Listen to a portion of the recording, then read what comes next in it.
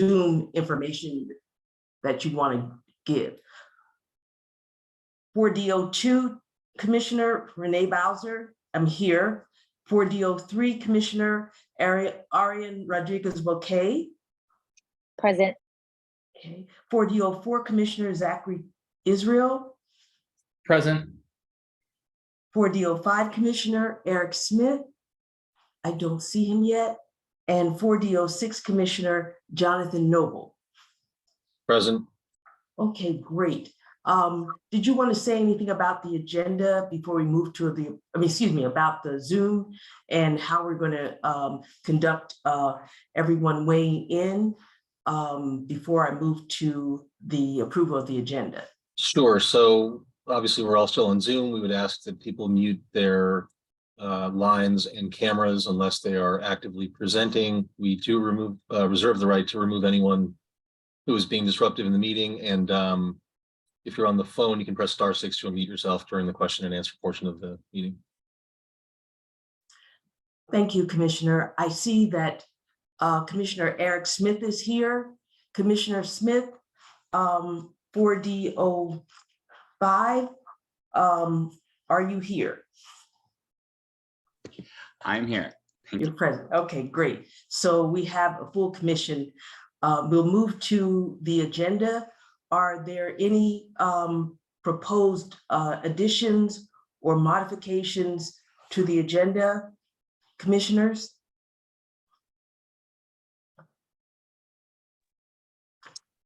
I believe Commissioner Smith has a modification potentially. So sorry. Yes. So I wanted to note we have an addition. I motion that we include a discussion of a resolution supporting the refurbishment of Hampshire Gardens. Okay, and that's new business? That's under new business. Yes, ma'am. And I second that.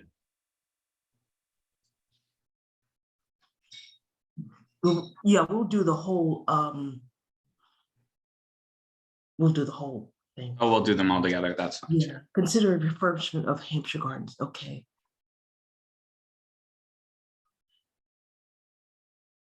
Okay. And I have an addition to old business with respect to the library tavern. What I'm asking for this evening is a vote on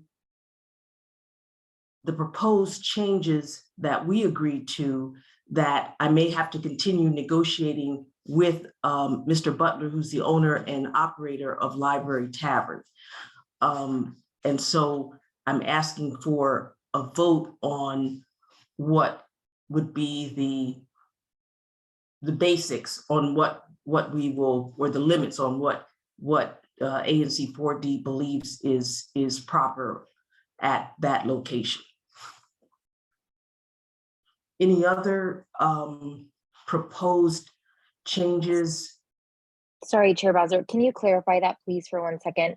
So we're voting on changes that we believe should happen, but there's going to be further negotiation that will take place. Right, there may have to be further negotiations. However, I remember back in 2017, we decided what we would, kind of like the limits of what we would go with, and the commission gave us the authority to negotiate those things with the owner and operator at that time, rather than, and reach a settlement agreement on those terms rather than go to a hearing. The hearing is January 3rd. If we don't reach an agreement, the new commission can go to the hearing, which is the, let me get the proper term of it. It will be the roll call hearing date is January 3rd. So if we can't settle it with the terms that we believe are reasonable, we would go to a roll call. The new commission has the right to determine whether they want to go to a roll call hearing. Thank you. Anything else from the commissioners with respect to any changes to the agenda? Okay, hearing none. We have two amendments, and one is from Commissioner Smith. And Commissioner Smith, can you, I think I don't have the full notes on it, that you want to consider a resolution on refurbishment of Hampshire Gardens, that we support that, even though Right. they're not in a historic district. Right, essentially, we can get into the topic during new business, but that's a fair summation, yes. Okay, and my change is to say that we're going to vote on basically the bottom line that ANC 4D would like to accept in a settlement agreement in order to avoid going to hearing on January 3rd. Do we have a second for the agenda as proposed to be amended? I'll second that. Okay, commissioners, you've heard the motion and the second. Is there any discussion on these changes to the agenda, proposed changes? Okay, hearing none, let's vote. All in favor of the agenda for the Wednesday, December 21st virtual public meeting of ANC 4D, amended with the two amendments that we've discussed, please signify by saying aye. Aye. Aye. Any opposed? Any abstentions? Okay. I would think that'd be 5-0. Okay. Now we'll move to Commissioner Bouquet for the discussion and approval of October minutes and November minutes, public meeting minutes. Great, thank you so much, Chair Bowser. I am going to put those in the chat so that folks can see them. So we're going to vote on two monthly meeting drafts of minutes. The October ones I am inserting in the chat right now.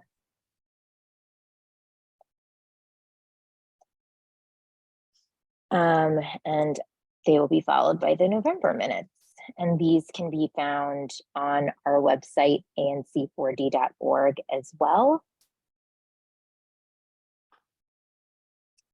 And briefly, if we have anyone joining by phone, and if you joined us in October, or if you didn't, we had, as part of our old business, a BZA special exception request where the commission voted to move forward a request for 5131 2nd Street Northwest with the condition that the applicant will present a letter of support from the neighboring property manager before ANC 4D submits a BZA form 129. And then under new business, we had a few notices for ABRA from local establishments that were looking to renew their liquor licenses or expand their business hours. We also had a few resolutions introduced in October that passed unanimously. One urging DPR to allocate $100,000 of its FY24 small park improvements budget, and one demanding transparency and enforcement of illegal construction, code violations, and blighted vacant property complaints. We also had a few presentations for additional BZA application requests, and those were considered in November. And so then moving on to the November public meeting minutes, in terms of old business, we did vote on the special exception requests for Georgia Avenue, which we passed, as well as for the one on 5316 Kansas Avenue, which we passed.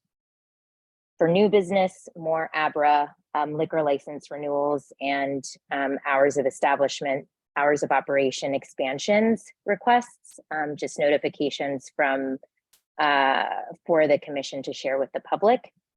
And we had two resolutions that were also passed, one on the Green New Deal for housing, and another protesting essentially the Mariachi Lounge Bar and Grills request to expand their hours of operation to 4 a.m.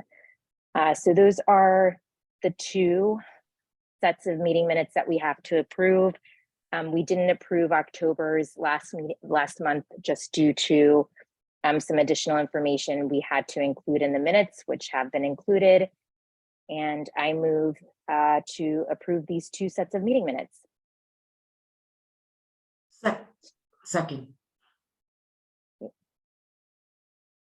It's been moved and seconded that the ANC 4D meeting minutes for October 19th, 2022 meeting and November 16th, 2022 meeting be approved.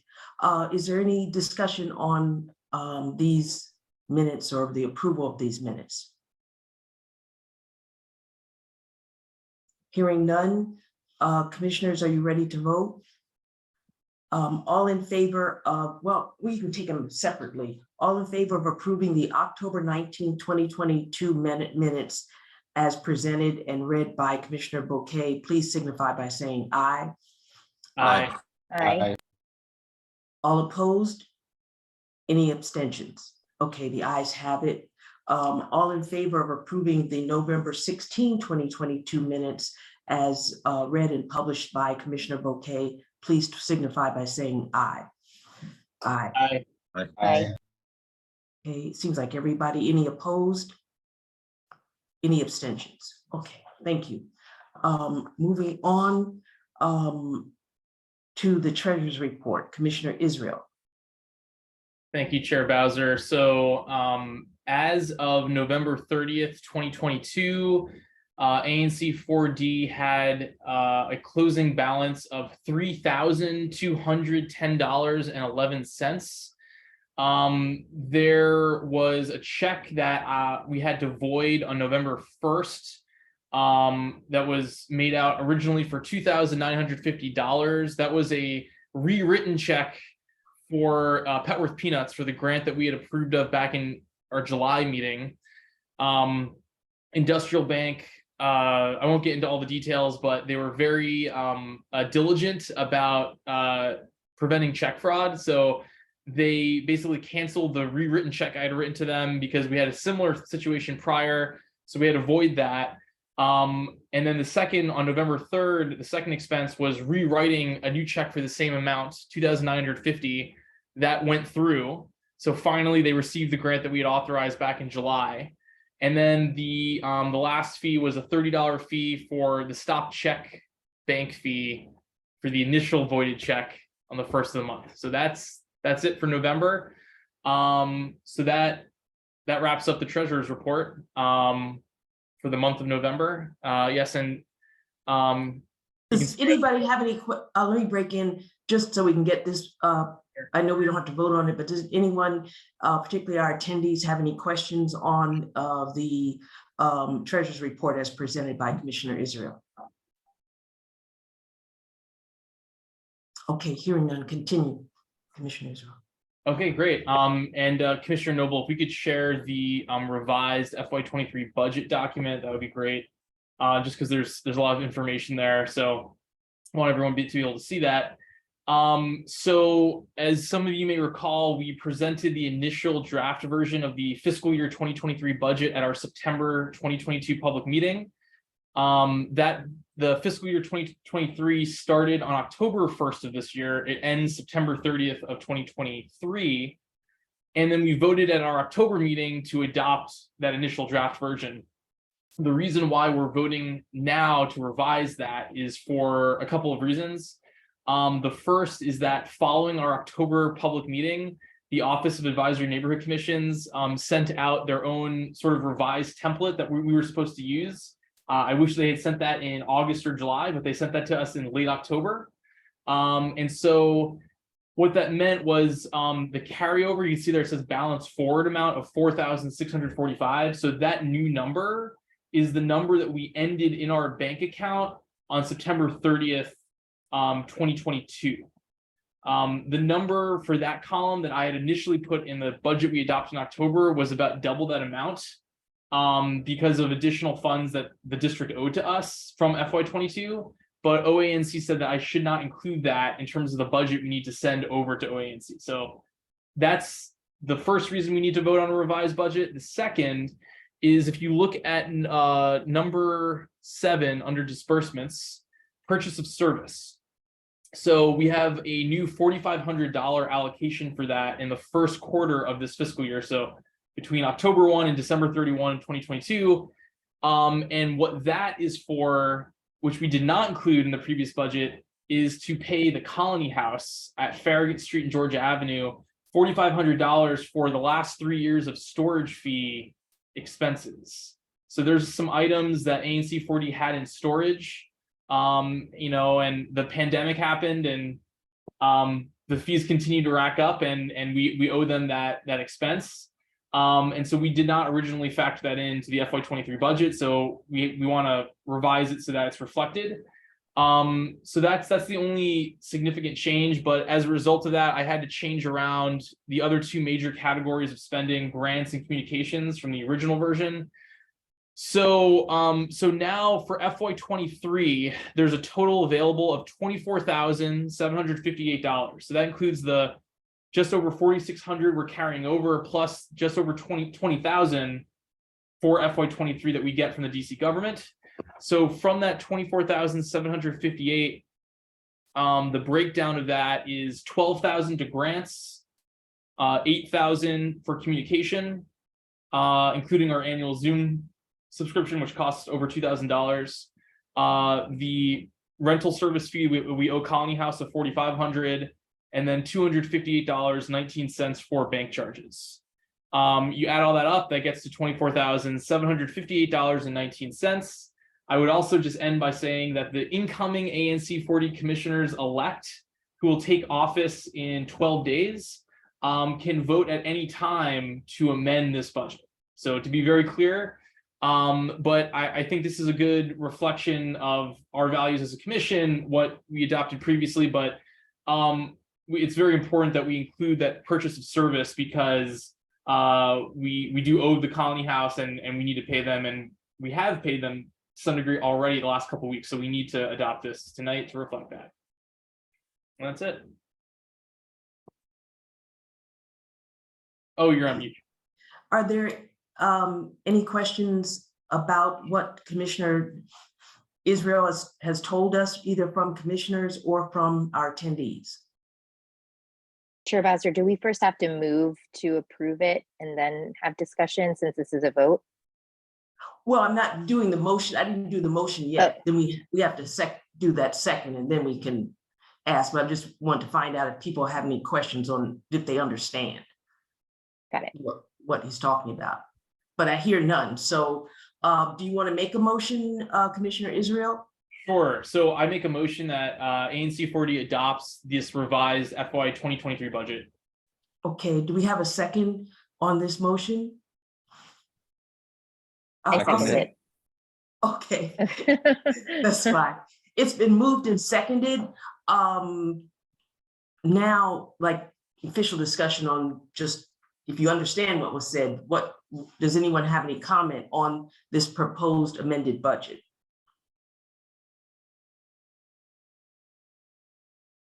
I don't hear any, and I can't see if anyone has his or her hand up, because the screen, I only see a few.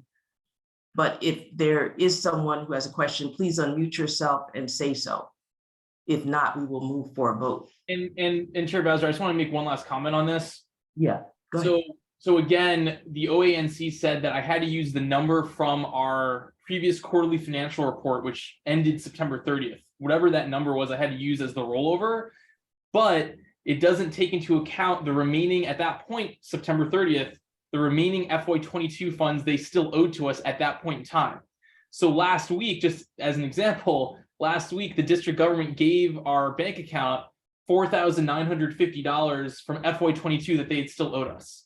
So that nearly $5,000 is not reflected in this budget we're voting on today, because they said I couldn't add that in there. But that's confusing. It's confusing, but for the incoming commissioners, just know there's nearly an extra $5,000 that you will have available on top of the funds here. So you'll see that later on, but I just want to note that. Thank you for that. That's really good. Okay, any other comments? All right, commissioners, you ready to vote on this revised FY 2023 budget? All in favor, please signify by saying aye. Aye. Aye. Aye. Do we have any opposed? Do we have any that are abstaining? Okay, the ayes have it. Moving on, that's it for you, Commissioner Israel, correct? Yes, for the budget. Okay, yeah, okay. Moving on, Commissioner announcements. After you talk about Donna Brockington, I wanted to weigh in as well because I served with her. Go ahead. Of course, yeah. So to start on a sad note, unfortunately, for commissioner announcements, my predecessor as commissioner for Single Member District 4004, 3 commissioners ago, Donna Brockington, who did serve alongside Chair Bowser for a number of years, she unfortunately passed away on November 18th of this year, so just over a month ago. I was made aware of this literally yesterday. I received an email from a friend and coworker of hers to just sort of, her name is Marilyn Wiley, to notify me of this. Donna Brockington was the 4004 commissioner from 2007 through 2014. So a full 8 years. She lived on the 900 block of Gallatin Street Northwest in one of the buildings right across from Engine 24. She was a strong labor advocate. And she, served honorably in this role for a long time. And I unfortunately never got a chance to meet her in person, but she did give me a call once early on in my tenure, just to sort of reach out, and was incredibly friendly and welcoming and helpful to me. And it's unfortunate. And just before I pass it on to Commissioner Bowser, I'll put it in the chat in a couple minutes, but there is going to be a GoFundMe account for her final arrangements, support for the family, cards, donations, and gifts that can be mailed to her cousin, Albert Terrell, who also resides in the 900 block of Gallatin Street. So I'll post that information in the chat in case you would like to make a donation. Chair Bowser. Thank you, Commissioner Israel. Yes, Donna Brockington, just a really nice person. I know she had medical challenges because I talked to her as recent as Christmas holidays. No, actually, I guess it was Labor Day holiday this year. And I knew she had been sick for a few years, but I did not know she passed away. She really was a caring ANC commissioner, and really a true trade unionist on all levels. So I really appreciated working with her, and a very generous person and generous spirit. And she's young, actually. I don't think she's more than, in her, when I say young, 50s is young to me. So I just, it surprises me. And I'm really kind of shocked and saddened by it. And so I know I definitely would like, if anyone, I'm going to send a card and some a donation, because I know she had, she worked for the federal government, and the healthcare, her healthcare wasn't that great, let's put it that way. And she did not have a very high position, so she did not have all of her healthcare needs taken care of. And so I think her family would be is very needy now, to would need our help and assistance. Absolutely. Yeah, so I'll post that in the chat in just a few minutes if anyone wants to make donations to her family. The next, you had a few more announcements. Go ahead, and then I'll turn to Commissioner Noble. Yes, so I'll do this really quick. The next announcement is earlier this month, the Department of Parks and Recreation, DPR, announced that their 20-year master plan for Parks and Recreation, it's called Ready to Play, is now open for public comments through January 31st, 2023. So as it sounds, it basically is like it's a 123-page document that just sort of lists all of their assets and facilities and proposals over the next 20 years, but that includes the near term over the next couple of years. And so just wanted to note that for the community. I'll put a link to that in the chat. And there are a couple of triangle parks within ANC 40's commission boundaries that are included in the document on page on page 151, that basically lists the fiscal year that DPR proposes to make improvements to these triangle parks. When I say improvements, potentially benches, walkways, better lighting, things like that. So the Triangle Park in my SMD next to Truesdale at Ingraham, Illinois 9th, is called Reservation 312H, and they plan on doing that, putting aside funds for FY24 next year. And then they also list the two Triangle Parks in Commissioner Bowser and Commissioner Bouquet's SMDs, the ones at Kansas, Gallatin, and 4th in Commissioner Bouquet's SMD, and then New Hampshire, Ingraham, and 1st Street Northwest in Commissioner Bowser's SMD for improvements in FY29 and FY2030 respectively. So that's kind of down the line, but if you have a strong opinion on that and say, hey, I'd like to have those improved in FY24 rather than FY30, this is your time to offer your opinion on that. So that's the DPR update.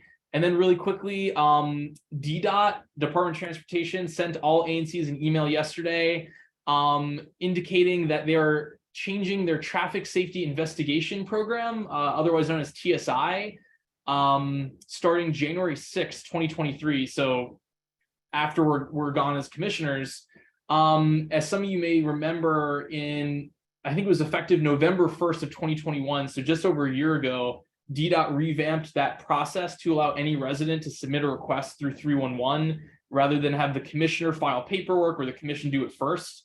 And so apparently what wound up happening was there was just a mushrooming of requests that came in. And so like in the prior system, I think they say in their letter, and I'll post the letter, that there was about 250 requests in FY21 under the old system. Starting November 1 to now, there's been 950 plus requests. So you can see it's quadrupled at least. And I guess they were overwhelmed by that. And I think it also shows the need for traffic safety improvements in the district. So now they're having a new program called the Traffic Safety Input Program. So it's still TSI. You can still request it through 311, any resident can.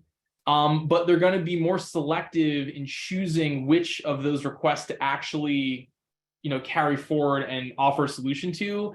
And they'll have some equity criteria, they say. They'll have like a prioritization formula and things like that. And it looks like they're going to prioritize 200 locations per quarter. So they're only going to approve 800 requests, 800 locations each year. That's the cap, and 200 a quarter. I have a lot of questions about how that's actually going to look in practice. But anyway, for the public's awareness, this will start on January 6th. So the new commissioners will have to deal with this new system, and residents as well. So that's it for me. Thanks. And we will tell, we can tell the new commissioners what, because there are 3 pending requests in my current single member district that been pending for a while. One or more than a year. And so we'll just hopefully they don't go to the back of the line or they don't get what but I think the key is you got to keep complaining and complaining and complaining about it. Okay, Commissioner Noble. Yeah, I'd just like to make a quick announcement regarding a joint program between the Department of Education and Catholic University of America for veterans who are at risk based on a number of different subcategories, either low income, first generation college students, or those who would potentially be at high risk of academic failure, whether it's due to disabilities or age gaps in education, or those who've previously been unsuccessful in post-secondary education. So essentially, this is a joint effort that's attempting to assist veterans in our area in pursuit of higher education. I will put the link in the chat here, but basically they offer a variety of services, including standardized test prep, academic counseling, resume counseling and consulting and development, enrollment assistance. So I think it looks like a good program. So I'll just share this here. It's called Veteran Upward Bound Project Veteran Upward Bound. And Curtis Adelman is the project director. Thank you, Commissioner. That's very important. Commissioner Bouquet. Yes, just two quick announcements. So for those of you that have any students that are about to enter pre-K 3 all the way through high school, the public school lottery is open. The application deadlines for anyone seeking a pre-K 3 or pre-K 4 spot at a public or public charter school, even if it's your DCPS in boundary school, is March 1st. Anyone looking to go out of boundary at a DCPS school or at a charter school for elementary school, which is K through 5th grade, same deadline, March 1st. Anyone seeking a middle school that's out of boundary at a DCPS or public charter school, same deadline, March 1st. And those seeking a high school, the deadline is sooner, and it's February 1st. And so if this is of interest to you, and this is for the following school year, so school year 2023-2024, make sure you submit your application online at myschooldc.org by those deadlines. Again, March 1st for pre-K 3 through grade 8, and February 1st for grades 9 through 12. And I'll input the My School DC contact information into the chat, but the website again is myschooldc.org. And then the other announcement is leaf collection. As you can probably tell, it is very slow. However, DPW has shared with commissioners that they are 80% of the way done with their first pass of leaf collections. And 4D should have gotten their leaves collected a few weeks ago, but should be getting their leaves collected within the next couple of weeks. There is a leaf tracker, and I will put that link in the chat as well so that you can keep track of that, but just a friendly reminder to make sure that all your leaves are collected in the tree boxes. If you need to bag them, please use paper bags and not plastic. They may fine if you use plastic bags, and hopefully we get those collected sometime soon. I would encourage you to continue to put in 311 requests for leaf collections. It may not get here faster, but it'll definitely highlight the fact that we have not gotten it yet. So those are my announcements. Thank you, Chair Bowser. Well, very good, because two people on my block have put in requests, because the second collection is supposed to start in not too distant future. Okay. Right. And we haven't even had our first. That's right. Right. That's what I'm saying. We're gonna move the agenda around. Lieutenant Ross has to leave, and so I'm moving her up before the community comments, and we'll get back to the community comments. We'll get back to the community comments once she's finished. Lieutenant Ross, please go ahead. Perfect. Thank you, Ms. Bowser. Good evening and happy holidays to everyone. I just want to let you all know, as we bring this year to a close, not much has changed from our previous Sector 1 meeting 2 weeks ago. So first, I'll start out with 403. We've had 9 calls for sounds of gunshots, mainly occurring on the evening tour on Sundays. And we've had 2 shootings, unfortunately. The first shooting occurred in the 5400 block of Georgia Avenue at the Lucky Market, which was closed by arrest. We did have an arrest with a gun recovery. And at 615 Kennedy Street, we did have an adult male that was struck in his lower extremities with non-life-threatening injuries. And for 407, the only thing we had for that was a burglary in the 4200 block of 2nd Street. So overall, the crime, again, is still down, but those are our main concerns over the last 2 weeks since the previous meeting and the stats were given.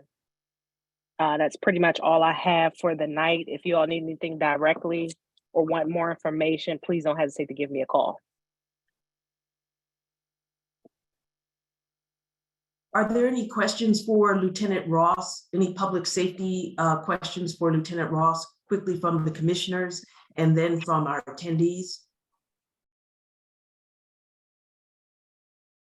Okay, hearing none from commissioners. Do any attendees have any questions for MPD Lieutenant Ross? All right, hearing none, thank you. All right, thank you all, and I'll see you all in the new year. Could you put your information in the chat for us? Yes, we'll do. Thank you. All right. Next on the agenda are community comments. We have extended community comments for our last meeting of the year. So residents, please unmute yourself if you have a question, concern, an idea, a criticism. Please let us know, and we will work on it for the last 2 weeks or turn it over to the new commissioners.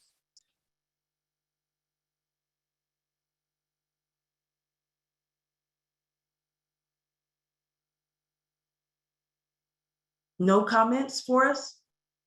Oh, Ms. Gooding, Laverne Gooding, Yes. please go Laverne ahead. Jones. I just want to thank Aryan for everything that she's done. She lives on my block and she's been very responsive. And the reason why that I'm here is because of her. And I'm quite sure you all of the commissioners are the same way with your people, but I just want to give you a heartfelt thanks for everything that you've done, how you would, anything that I needed, you would jump on it quickly. You would always get back to me. We still didn't get that four-way stop at Kennedy, at 8th and Kennedy, but we got something. And I really want to thank you. And I forgot the other gentleman's name, but I want to thank you both for trying to get that done. And I really appreciate you. This is what you all do is not easy. I always call it thankless. I'm a union president, so I know what you're doing and what you're going through. And thank God for all of you. But Aryan, thank you so much. Thank you, Ms. Gooding Jones. That's so sweet. I'm going to give you a big hug when I see you. Thank you. Yes, It's been a pleasure working with you. Yes, ma'am. Thank you, Ms. Gooding. Any other questions, comments, issues?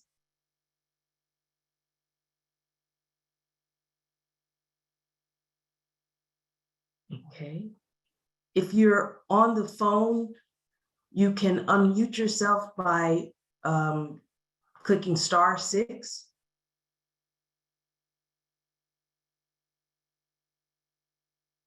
All right. Let us move on. I don't want to cut anybody off, but I will come back and ask after we go through our city official comments. Is Ms. Yamaleth Escobar here, who is one of the mayor's mokers?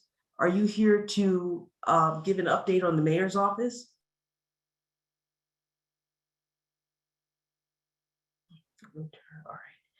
All right. Do we have any comments from the council member's office, even though she's going to speak later? Ms. Aura. Hey, y'all. The council member is going to speak later, so I'll keep my remarks short and just say that we're taking a break for the holidays, but we will be sending out, more information on how to stay in touch with our office, the city administrator, and others. If you have any issues come up during the holiday, I want to say a thank you from Escadar, who wasn't able to join tonight, and a big thank you from me to the commissioners and the community for making my first year on council really empowered and excited. And so I'm really grateful for all the commitment to your neighbors that you all have shown, and for, not giving me too hard of a time when out in the community. So really grateful for that. I'll let the council member take the bulk of the time from you all today. But again, thank you. And I'll see you around. Thank you. And we're glad you're here as a representative, the council member each month. Thank you. Moving on to, I did not know that Ms. Yano is not going to be here, but that's okay. I spoke with the Ward 4 State Board of Education representative yesterday, and he said he would send information, and I believe he did. Commissioner Bouquet, would you like to read what Fraser O'Leary, the Ward 4 State Board of Education representative to the State Board of Education? Sure thing. So his statement reads as follows. We are thankful for the football teams at Roosevelt and Coolidge. Coolidge defeated Bell 2 weeks ago in the Gravy Bowl so that they could play Carroll on Saturday and became the DSAA Division A champion. Roosevelt defeated Dunbar in the Turkey Bowl and played Friendship Collegiate for the DCSAA Division AA championship. Friendship won a hard-fought game. We're thankful for the agreement between DCPS and the mayor on the new contract. I'm assuming he means the new Washington Teachers Union contract. It took much too long. We are thankful for all the community support for Whittier. As you know, I have been mentioning Whittier for the last 4 years at every meeting I attend. We, the Ward 4 community, cannot take our foot off the gas, and we need to make the executive responsible for taking care of Whittier, Truesdale, and LaSalle Bacchus. 2 weeks ago, I testified at the public hearing on the state of DGS's lack of work on our schools. There was powerful testimony from Ward 4, and DGS is the Department of General Services. Last but hardly least, Mrs. O'Leary's Books for Friends is still accepting and delivering books to our elementary and middle schools. My number, Mr. O'Leary's number is 202-236-2184, and his email is oman9@aol.com. You can also drop books on his porch at 1318 Farragut Street Northwest if you so desire. Please contact him for anything that is school related. Special thanks to Renee Bowser for all of her assistance during his career on the state board. Since, as is happening tonight, our public meetings are always at the same time, she has always been so supportive and shared my news. I'm sorry to steal your thunder tonight, Chair Bowser, for sharing his news instead of you. That's okay. Can you just put his information in the chat? And thank you for that presentation. All right. The next we have Mr. Brian Hamer. He is the manager of the Kennedy, which is the Ward 4 short-term family housing facility on 5th Street, just north of Kennedy Street. Mr. Hamer, are you here?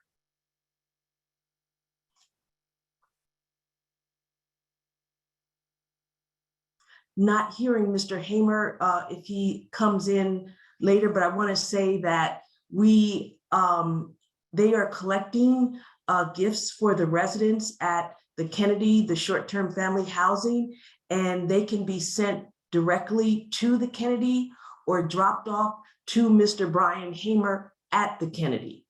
I think it's 5505 5th Street. It's right just above the corner of Kennedy and 5th Street Northwest.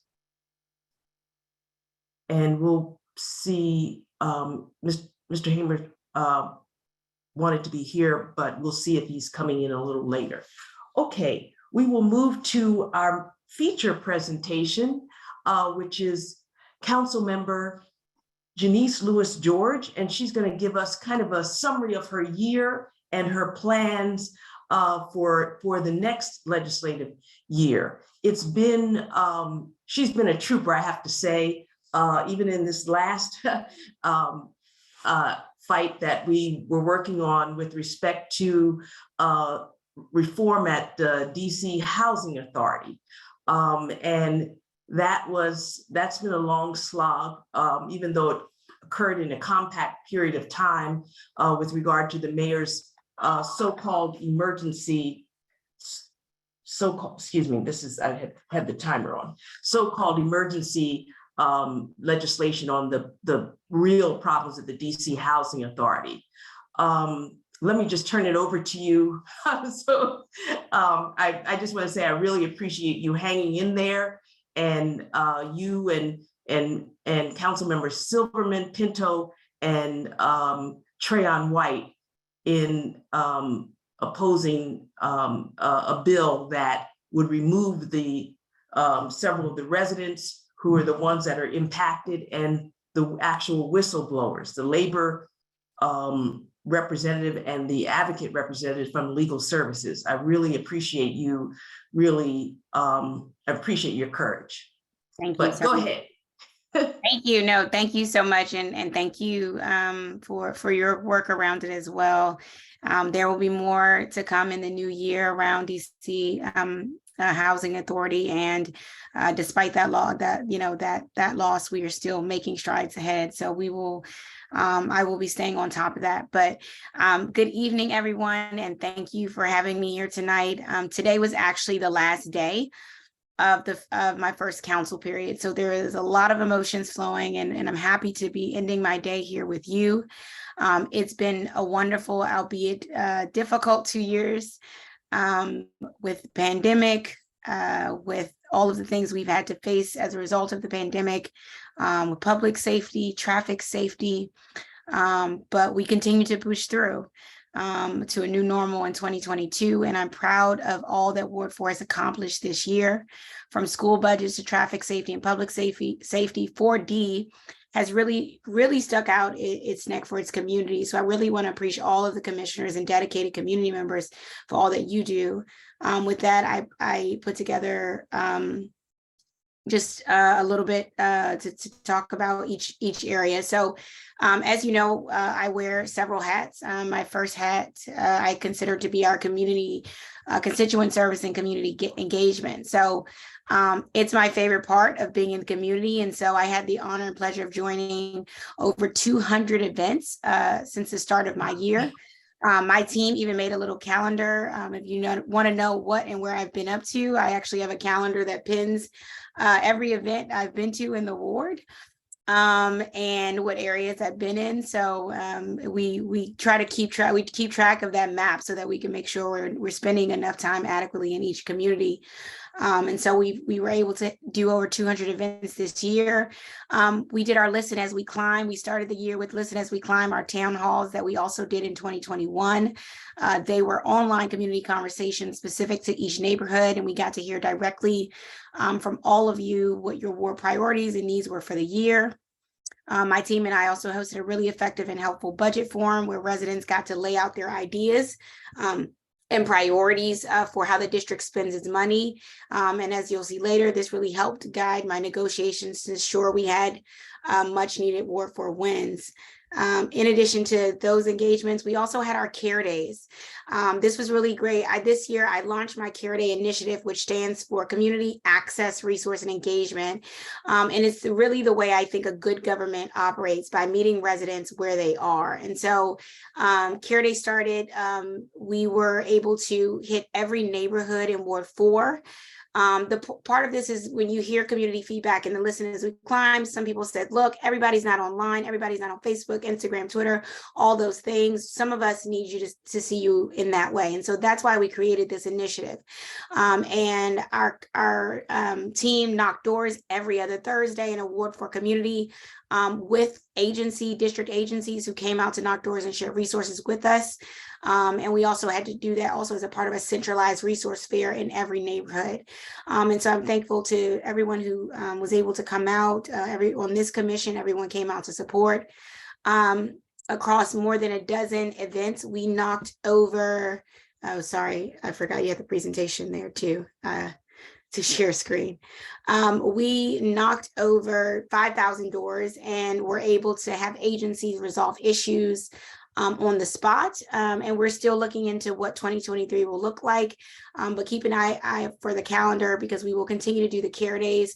We do want people to, the other part of this is we were trying to get neighbors to leave out of their houses, knock on each other's doors, set up a list for neighbors to figure out where the seniors are on your block, where those with disabilities are, so that when we have snowstorms, when it's cold outside, when they may need extra help, we can do that. So we're going to continue this Care Day, improve it, make sure we can get more people out to enjoy it.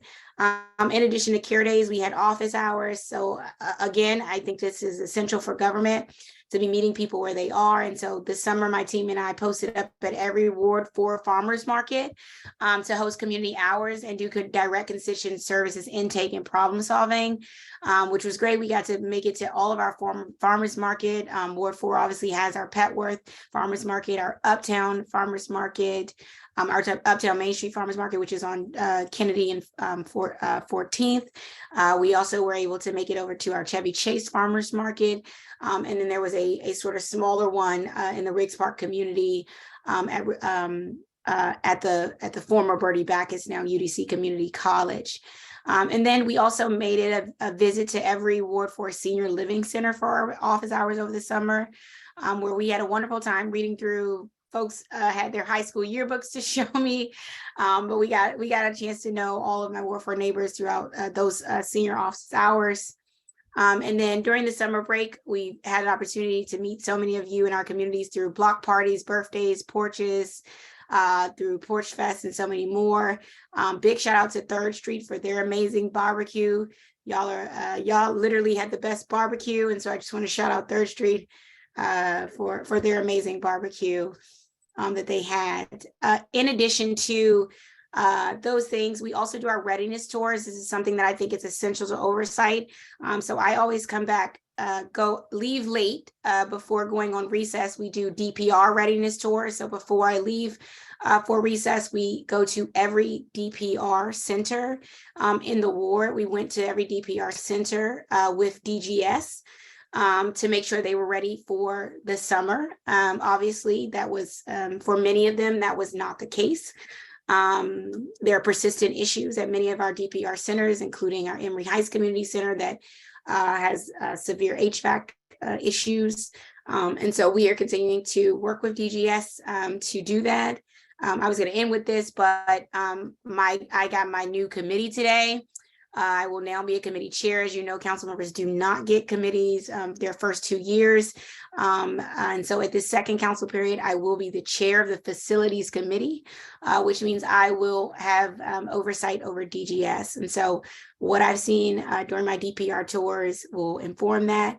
And then I come back early from recess and I do my school readiness tours, where I tour every Ward 4 public school to ensure that they are ready for the school, or to go with DPR, DGS, and DCPS officials to every school. And the reason why these tours are important is because oftentimes DGS and DCPS will sometimes, when one or the other is not in the room, they'll be like, that's DCPS responsibility, or that's DGS responsibility. So the key is, let's all go together. We all go together and figure out who's responsible for it and set a timeline for getting it done. So I really enjoyed doing our our back to school readiness tours and coming back early from recess to do that. I think that's just a key to oversight.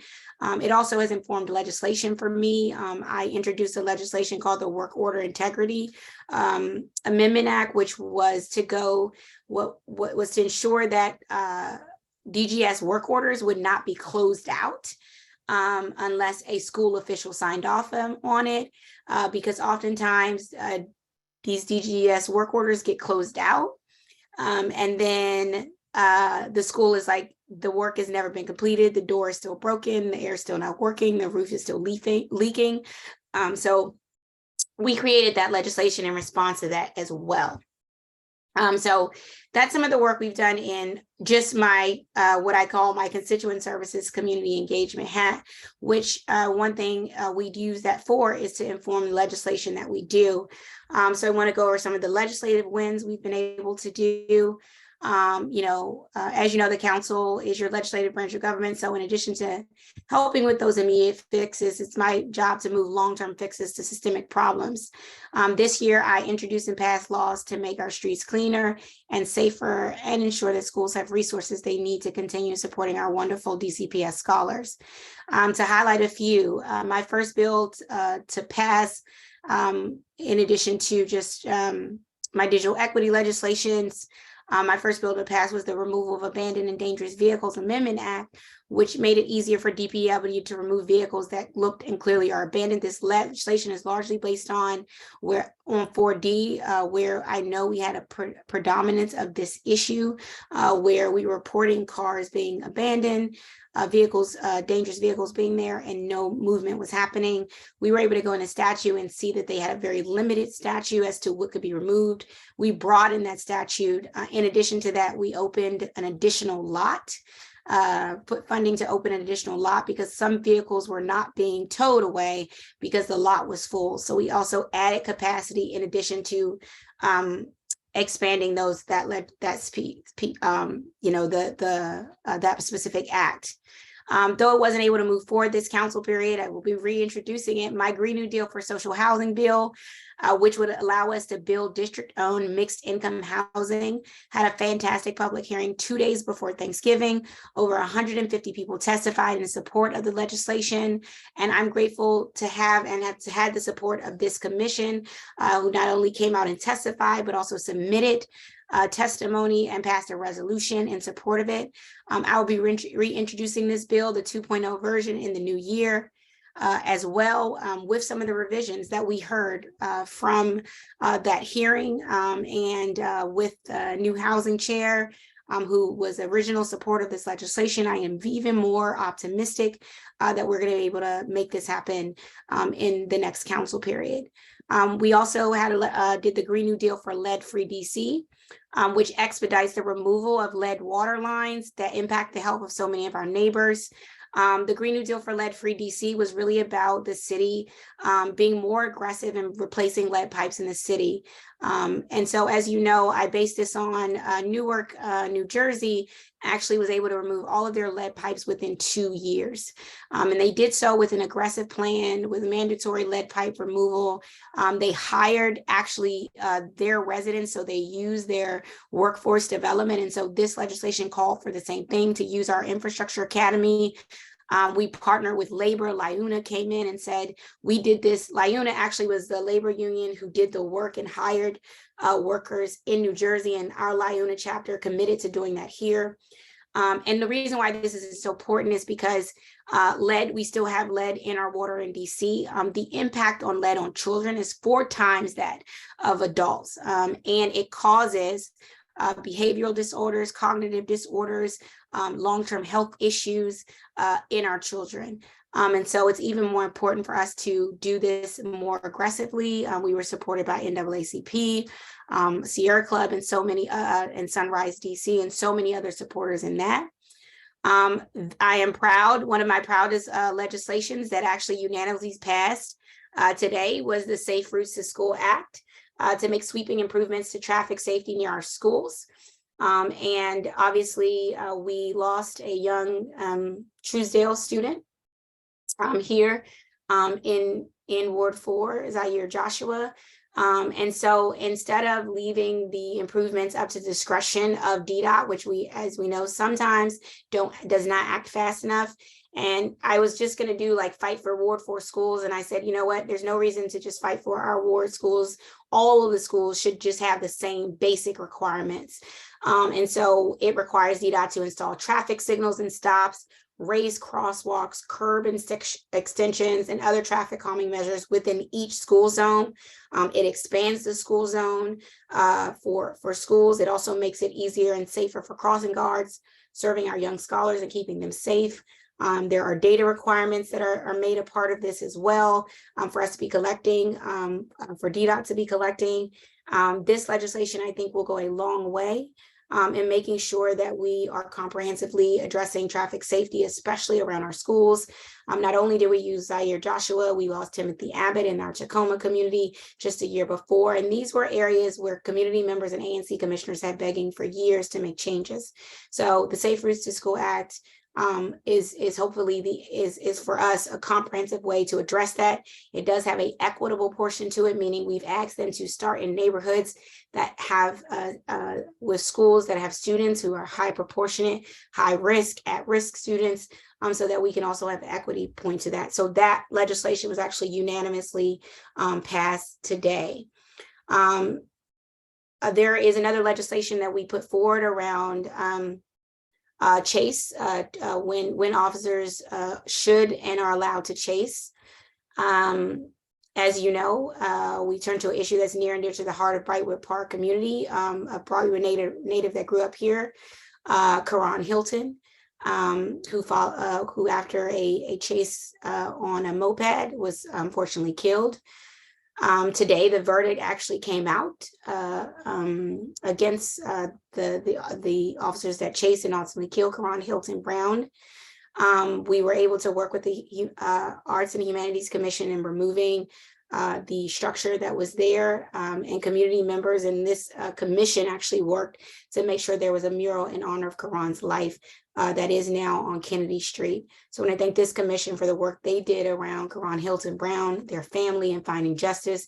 I hope that today's verdict is a space of healing for our community so that all of us can come together, the MPD, 4th District, our community members, that we can begin to rebuild trust and make sure that we all are doing our part. And so I did pass legislation that passed today. MPD already had this as a policy on the books, but it never been codified in law, sort of the restrictions around when we chase and not chase in extreme, and make sure that it's only in extreme circumstances when when things like ID of who's known isn't available and can later be pursued later. So that verdict actually came out probably about 2 hours before this meeting. And so the Law Enforcement Vehicular Pursuit Reform Prohibition Act was actually passed also on Tuesday of this week, fiddly. So thank you all for your work and on this. And I also wanted to be clear with 4D that I recognize that we've had many incidents of violence and gun violence in this community. And I'm also working to bring resources directly to address this public safety and public health crisis. In this year's budget, I moved for an additional 6 closed circuit cameras to be brought to safety focus areas in Ward 4, including the camera on Kennedy within 4D. What we found is that we were the only, of all the districts, we went through every district from 1D to 3D to 7D.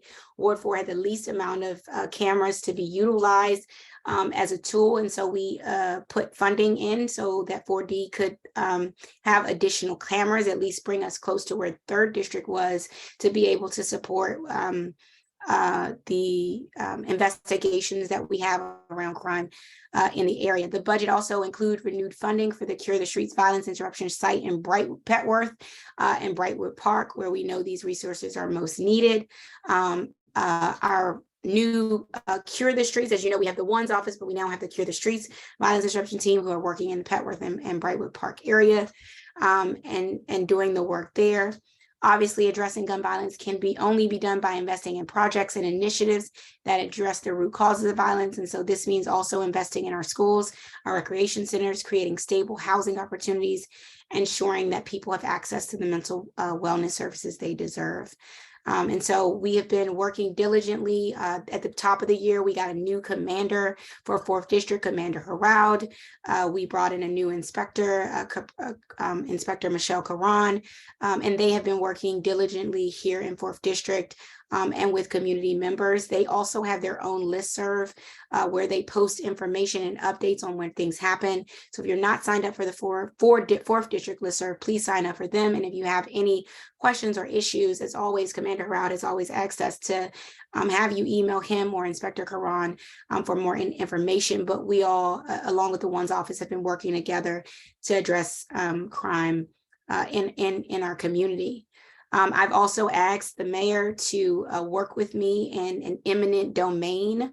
I know this is something that Commissioner Bowser, you have brought up previously. I know Commissioner Israel has as well. We've talked about an eminent domain on 5th and Kennedy to actually bring a government resource to Kennedy Street. As you know, Kennedy Street is an opportunity zone for developers. They get funding to build up housing there, and we want to make Kennedy Street an opportunity zone for our community.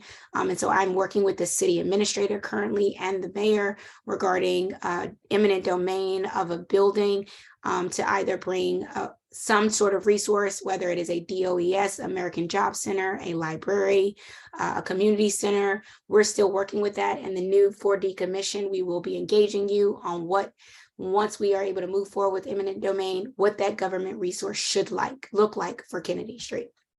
I know I'm going, this is a year overview, so we're trying to get it all in.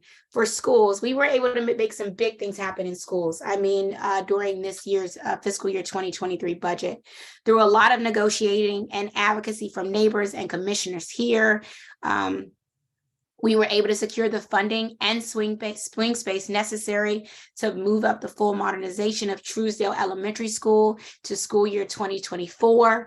So they are about to begin their full modernization. In addition to that, neighbors and community members said, we do not want our students to have to go to Ward 1 to travel there. So we were able to work out a deal to be able to move, to have Truesdale actually do their swing space when their school is getting modernized, to be at the current Sharp School instead of in Ward 1, which was huge. And we were able to also find a space for Berea Public Charter School, who was occupying that space, so that we could make sure they had a space to go to while Truesdale was getting their modernization. It was a lot of moving around of parts, but we were able to make it happen. We passed the Homes and Hearts Amendment to reach major goals of Council's landmark Birth to 3 legislation. The biggest one that I championed was early childhood educators, raising the wages for thousands of early childhood educators. This year, early childhood educators got their raise in pay. We were able to disperse all of the funds that we were able to bring about through the Homes and Hearts Amendment to our early childhood educators. I want to thank the superintendent, OSSI superintendent, who when she was getting confirmed, I said, look, I'm going to vote for your confirmation if you promise you're going to get early educators their funding. And she absolutely delivered on that promise. So I want to thank her and the OSSI team for doing that. We also were able to get a monthly basic income for DC individuals earning less than $57,000 for a family of 3. And then also we were able to make sure that we were able to move $3.25 million within DCPS budget to guarantee a full-time librarian for every DCPS school. Librarians are essential, and I was able to share that moment. I'm sure many of you saw a video with my school librarian who helped me and many of the students in my class to navigate. And so we were able to make that happen. Speaking of libraries, we put $25 million towards building a new library in Brightwood Park or nearby Manor Park by 2028. And another $13 million were put towards modernizing Emory Heights Recreation Center, which I know serves a lot of 4D children and neighbors. And then there are just a few of the War for investments for fiscal year 23. My team is going to share a link for the full list in the chat because there's just so many that we were able to win. But I just want to thank again commissioners for having me, for working with me in this space. I know it's been going on for a while, but there's just so much to cover. But I want to thank commissioners for all your work, every single one of you, the work you've done, the tireless work you've done for our Ward 4 community. I am sad to see you go. You have been amazing partners in getting things done for Ward 4. We couldn't have gotten through the past 2 years without your leadership, your care, and your dedication.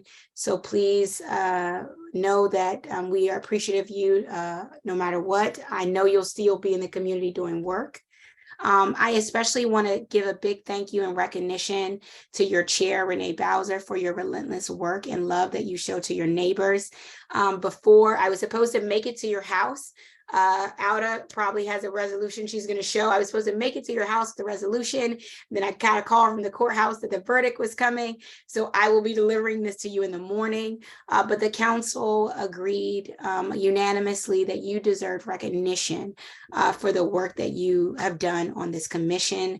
And we thought it was important that you be put in the history books of DC, of district government through this resolution. That resolution is on the screen before you. A formal one has been printed and signed by the council. And so I will be delivering that to you tomorrow. But again, Chair Renee Bowser, you have been an amazing leader in this community. I have looked up to you. I admire you.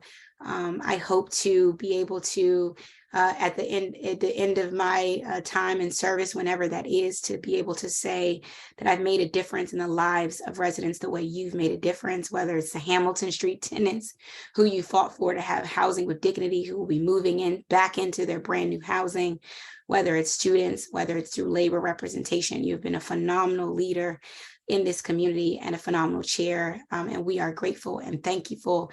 And your fellow commissioners also helped me prepare this resolution. And so they were able to also share their thank you to you as well. So I know I've been going on for a while. As you know, the council will begin its next session.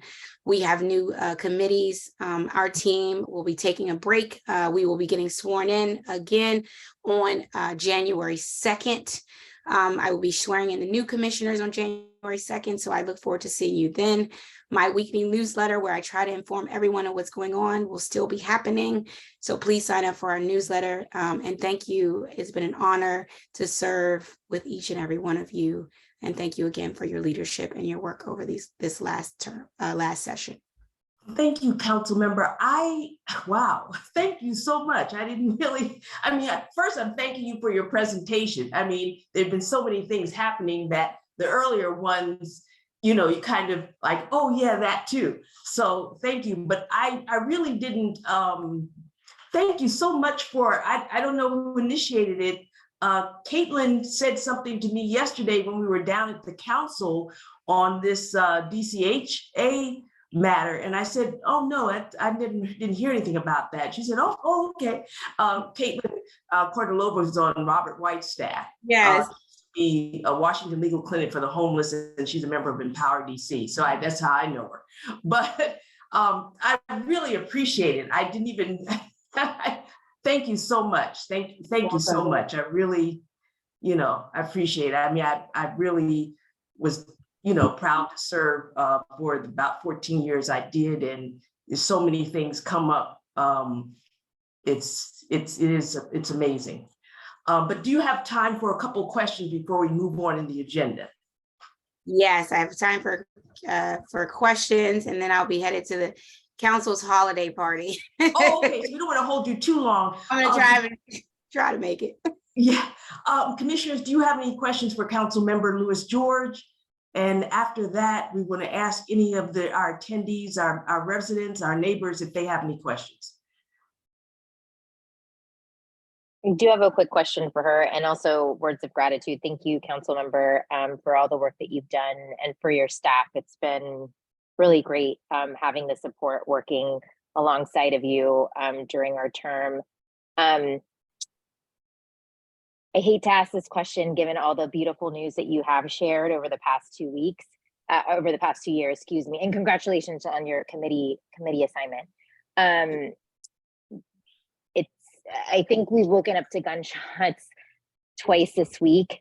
And I just want to know, as we depart our seat, our term as commissioners, how we can continue advocating for better public safety planning and implementation in 4D and also in the Kennedy Street corridor. It's just,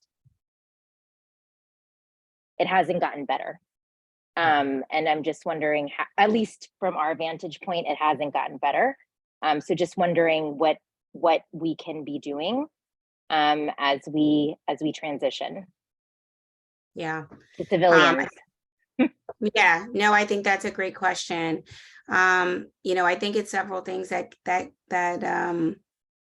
we all can be doing in regards to safety on Kennedy Street and in the surrounding communities. One of the things that plagues us the most is the guns that come into our community. Obviously, the commander, or I guess sergeant who was here earlier, talked about what happened at Lucky Corner Store. Two individuals got into, the reality of that is 2 individuals got into a fight in the corner store and then decided to resolve that fight with guns. Not, you know, that's where we are, where 2 individuals decided to resolve what they were going through, resolve their conflict with guns. So we have to address access to guns. I think it's important that obviously we do not allow guns in the District of Columbia. Obviously there are already legal rules on the books, but guns are still coming into our community. And I think as a greater, and we know the gun violence across America has been a lot. So we do have to continue the fight, I think, on both the national and local level to fight against guns coming into our communities and guns being readily accessible to everyone and getting to figuring out why, when we are the District of Columbia, who does not sell guns in our city, why we continue to have illegal guns coming into our city. So I think a focus on working with ATF, which we continue to do on the trafficking of guns, is critical. In addition to where we are with the guns, the decision for an individual to resolve conflict with a gun is a breakdown in decision-making that we have to address. But all the individuals were young people under the age of 22. And so the question remains as to why they have gotten to a place in their life where they decided that solving conflict with a gun was the best way to go. And so I still think we have to communicate investments, continued investments in our schools. We have legislation around making sure we have more social workers, more supports in our school system.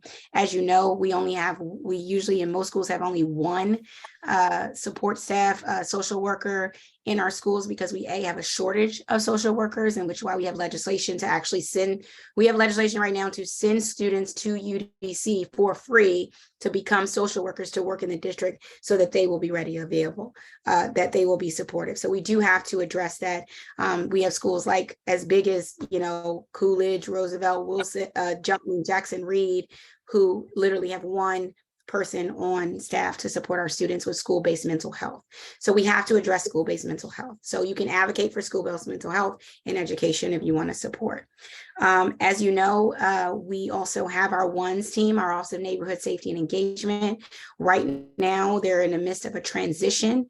And we're going to be onloading a new WONS team. As soon as that new WONS team is onloaded, it's important for you as community members to meet with that team, give them the insight and the intel you have from being in the community, introduce them to individuals as well. We have our CURE team that is also working. It's incumbent upon them for you to, I think, engage, reach out to them, host them at your meetings, have them come do reports at every ANC meeting. Both the CURE team and WONS team serve this area and can do those reports. I think in addition to that, the environment which crime is created is a very real thing. You all have taken on abandoned, we've talked about some of the vacant and blighted properties. I think it is still incumbent upon us to address the vacant and blighted properties. I just talked about 5th and Kennedy, which has a number of vacant and blighted properties, and that individuals still do use and hang out outside of those vacant and blighted properties, not just hurt our community and have been there, sitting there for a number of years, some of them 8 to 10 years, vacant and blighted. They do have an effect on our safety in our community. So I think continuing to work with the department, we now have we've split up DCRA into the Department of Buildings and to Department of Licensure. I think people should be showing up to Department of Buildings to talk about the continued issues of vacant and blighted properties. Abandoned vehicles is still an issue. When you see them, you should report them. We still, one of the reasons we did that legislation around abandoned vehicles was because we were having issues with guns and drugs being stored in vehicles and used as exchange points in such a way that officers would not be able to see what was going on or do anything about those exchanges. We were able to work with the Office of Attorney General for nuisance property. I want to thank Ariane Bouquet and everyone around the Stardust. We were able to work with OAG, get a nuisance property, the Starlight, which made them have to have a 24-hour security, armed security at the Starlight. MPD was able to provide information for that Starlight.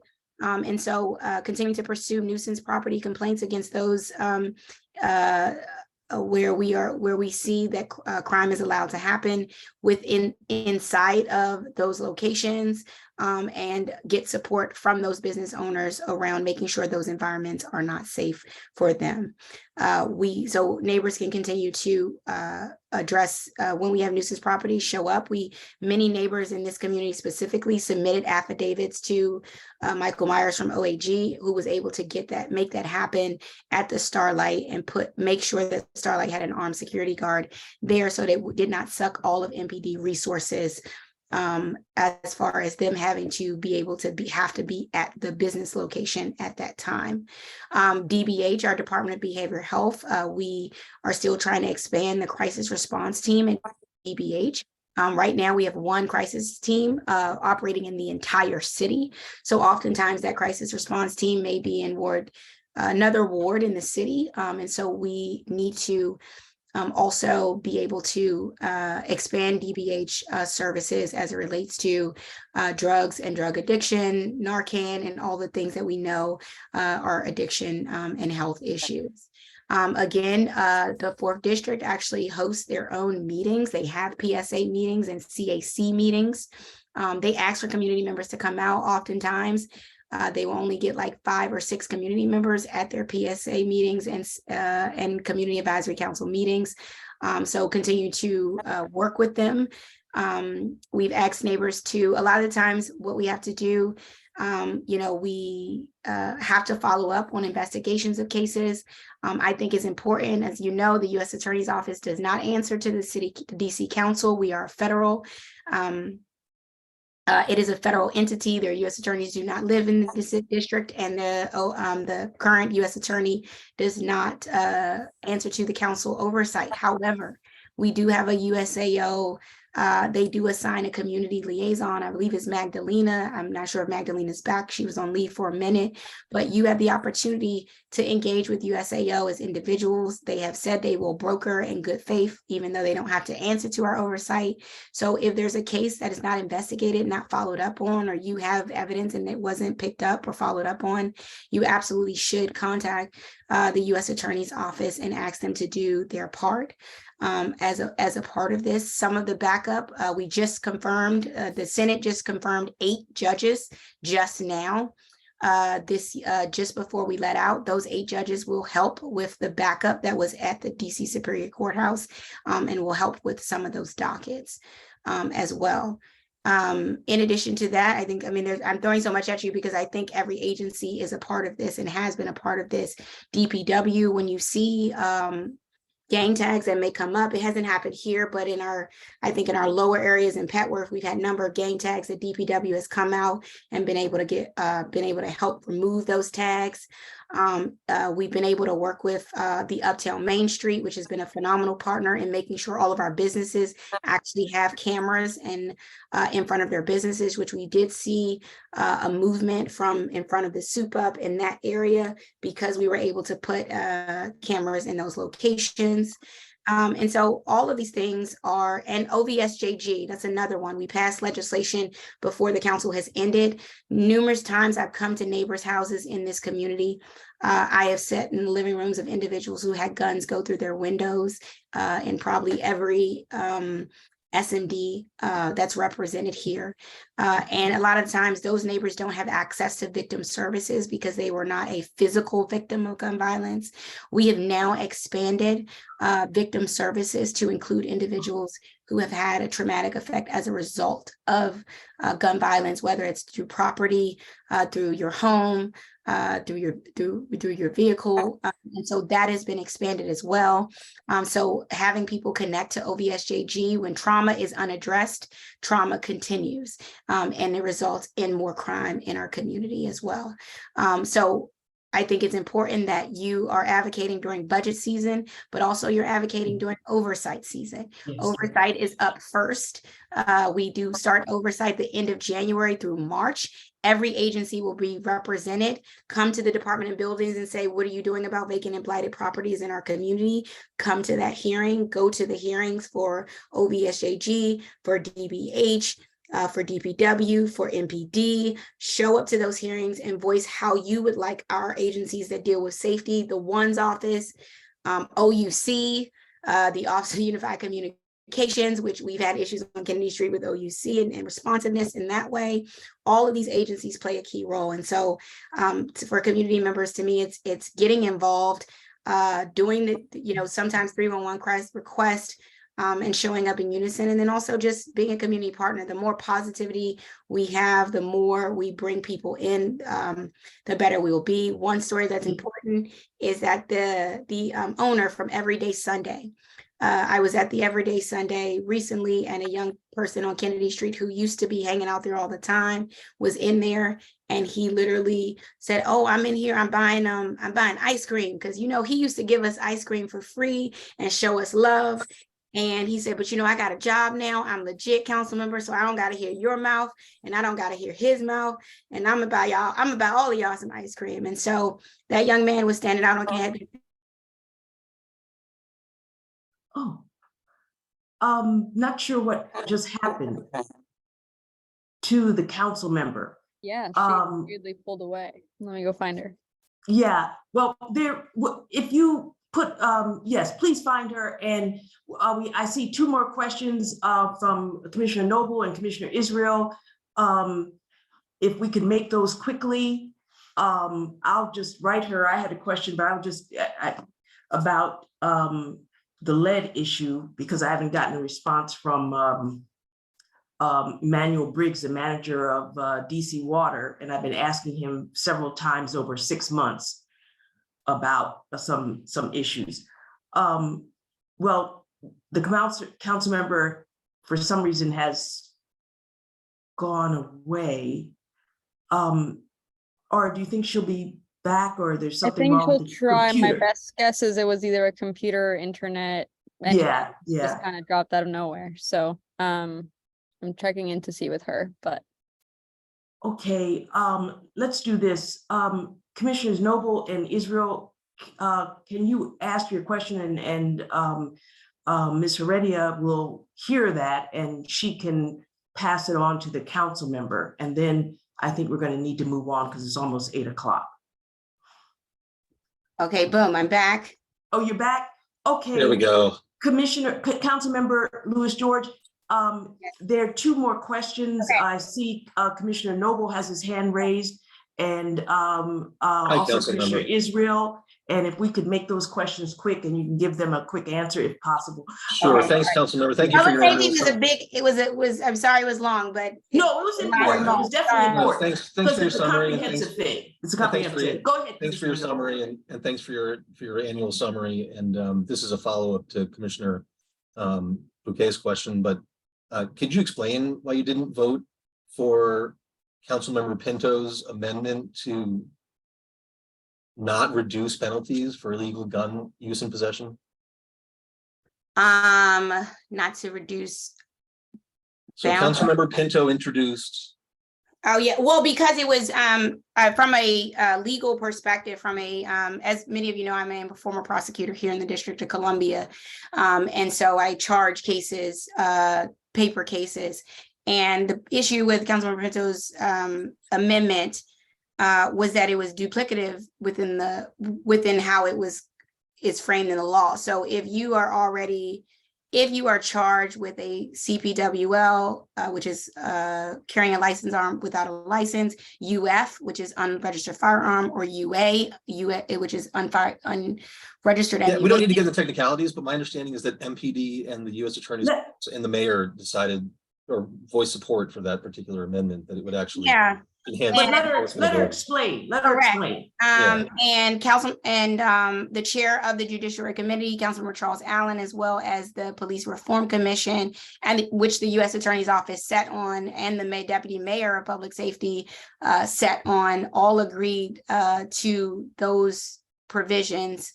And I guess they had a last minute change of heart, but the reality is it was duplicative in its effort, because those charges are already charged, and the way those are combined in actual practicality means that the judges as well as the prosecutors can toll all of these charges together. So it's really not really lessening anyone's charges, because all of them are charges that will be brought together. So if you have and that's really it. I don't go into certain examples, but if you are armed carjacking, for example, you're going to be charged with a numerous amount of offenses. All are going to equal up, and the sentencing merges together. And so there was really no practical reason to include that amendment because it's already covered for within the law. That's not my understanding from the U.S. Attorney's Office, but thank you. I worked I work there. So, no. Okay, Commissioner Israel, Thank you, Chair Bowser. very First, quickly. yeah, really quickly, Councilmember Lewis George, I just want to thank you and all of your staff for all of the work you've done to help us as commissioners and our neighbors in ANC 4D. I mean, I just want to make it clear to all the residents here, like how hard you and all of your staff work 7 days a week, nonstop. And it doesn't go unnoticed by myself. And so I just want to thank you and Ara and Will and Jim and Joanna and all of your staff because they've done an incredible job. The first thing I just wanted to comment on is I'm thrilled that Truesdale is going to be modernized. And for those that don't know, I mean, it's going to be more than $90 million spent on this. And now that you're going to be the incoming chair overseeing DGS, the one thing I want to try to avoid from happening, because I've seen this before, is we have these brand new modernized schools, millions of dollars, and then like a year or two into it, there's like leaks from the roof. And that's just totally unacceptable. And my fear is that something like that can happen at Truesdale. And whatever you can do in your oversight role to make sure that, I mean, not for any school, but especially Truesdale here in Ward 4, do whatever you can and hold them accountable, because we can't let that happen with that amount of money being spent and waiting this long to get it modernized. So that's more of just a comment, not a question.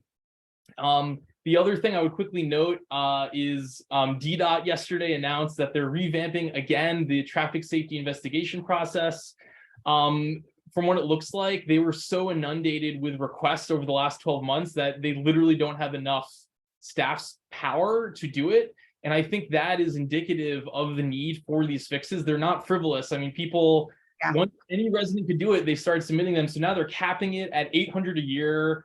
And in the 2-page letter, it mentions some equity standards, but my fear with that process is that's going to be utilized to silence a bunch of really needed requests under this new rubric. And so whatever incoming chair Charles Allen can do in that respect, and you being a member of that committee to hold DDOT accountable, to hold Director Lott accountable, and really consider, I know I mentioned this last year, but seriously, the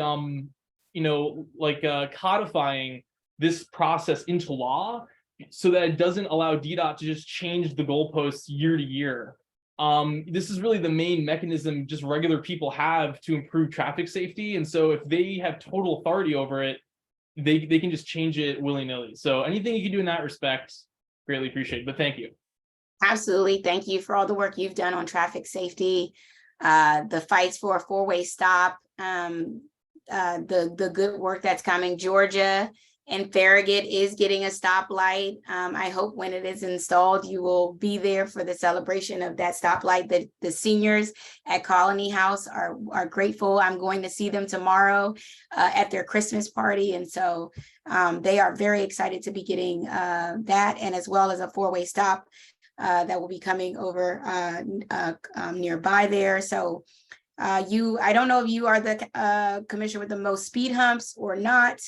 But I will say in my meeting with the mayor at the end of the year, she was like, Ward 4 and these TSI requests, Councilmember, you didn't do something about it. I was like, nope, I'm not going to do a thing. My commissioners are doing good work. So thank you. Councilmember Lewis George, I just want to leave you with one thing. I really appreciate your work, but will you keep tabs on Emmanuel Briggs, who is the manager for DC Water? I have been emailing him for more than at least 6 months and following up, asking him, because the map for the lead pipes is so inaccurate and that people need help in determining whether they have lead pipes or not. Yeah, it's a mess. And I also asked him several times since the summer if he would give us the what capital projects are in our area, because as you know, one of the things, if there's a capital project that DC Water is involved in, then the property owners can get their lead pipes fixed for free if there's a capital project in their area, because the city will do the lead in the public space and they'll also do for free the lead in the private homeowners. And he said he would give me a schedule for the next fiscal year, or at least he said they sometimes go out 18 months, but I haven't been able to get it yet. So if it's been more than 6 months. Oh, no. Okay. I will follow up on that. Thank you. And thank you for coming and sharing this busy holiday and end of legislative season with us. And thank you so much, Ms. Heredia. Thank you. And let me know what time. Well, let me know what time I can drop your resolution off tomorrow. Oh, okay. Well, we're getting, I'll let you know, because we're getting stuff out of the Colony House in the morning from our storage space. Okay. Okay. All right. Thank you so much. All right. Moving on. The first thing of old business is the library tavern. And I think I saw Mr. Butler, hopefully he's still here. We, I think, are close to agreement, but the issue are the hours. Well, let me say this. What I'm proposing is we can vote here on what we will push for in the rest of our negotiations. And if we're successful based on what we've approved here, that I can work with Mr. Butler and we can try to reach an agreement, a final agreement. And if not, the new commissioners can show up for the roll call hearing, which is January 3rd. Right now, let me go through where we agree. And Mr. Butler, correct me if I'm wrong. It's my understanding that we're agreeing that the closing will be at every day of the week or every night of the week by 2 a.m. and that the entertainment upstairs will be up to 11 p.m., but the entertainment downstairs will be to 2 a.m. Yes, that's correct. Okay. And we don't know the definition of what's been explained to me, and I asked Abra, but they said the definitions change, that promoters, they are the ones promoting an event, that they're just using your location. It's not really your event but I'm going to try to get a more definitive definition of that. But basically what we're trying to avoid is like bus loads of people coming in, or just whole groups that, that aren't like people having a party or people going to the show for a comedian, but just a whole someone, it could be at any location, but they're paying you to have it at your location. That's what we're trying to avoid, because that brings a lot of people that have nothing to do with the neighborhood, maybe even the city. Yeah. No, I totally understand. And just so the other commissioners know, the reason why that the word promoter and what it means is stand out, because on the general definition of promoter can pick up a lot of activity that I do. So like my jazz night, for instance, I bring in a gentleman who hosts, and he promotes the event, like he puts it out on his Instagram, he puts it out on his website. I do a murder mystery dinner with a third-party company who, again, produce, host, and also promotes the events on their website.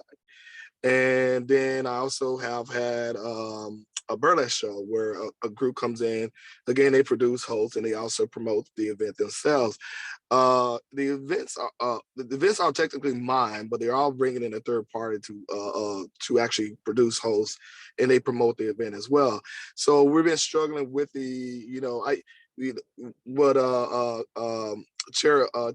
Chairwoman Bowser is saying is I completely understand.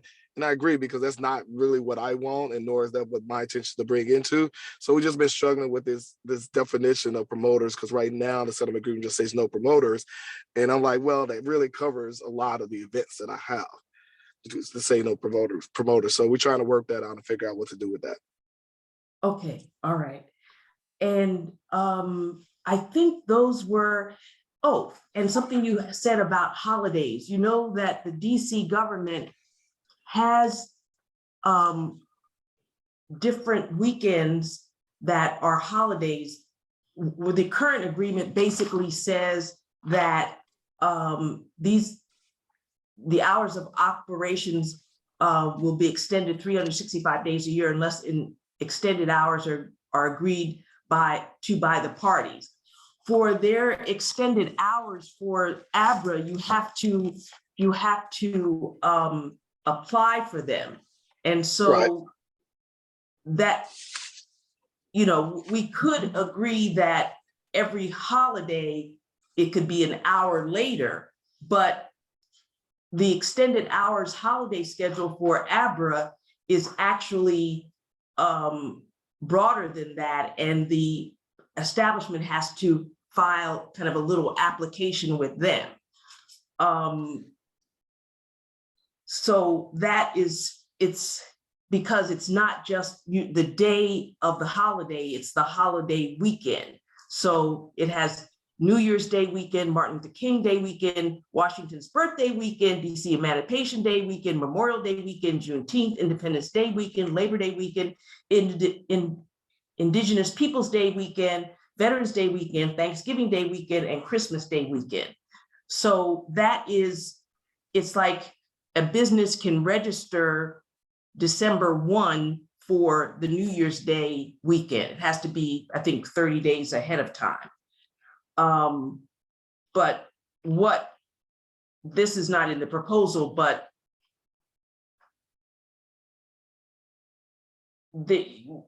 I think we'd be open to agreeing to one additional hour apart from that application that you have to do for New Year's Eve and some of the other holidays.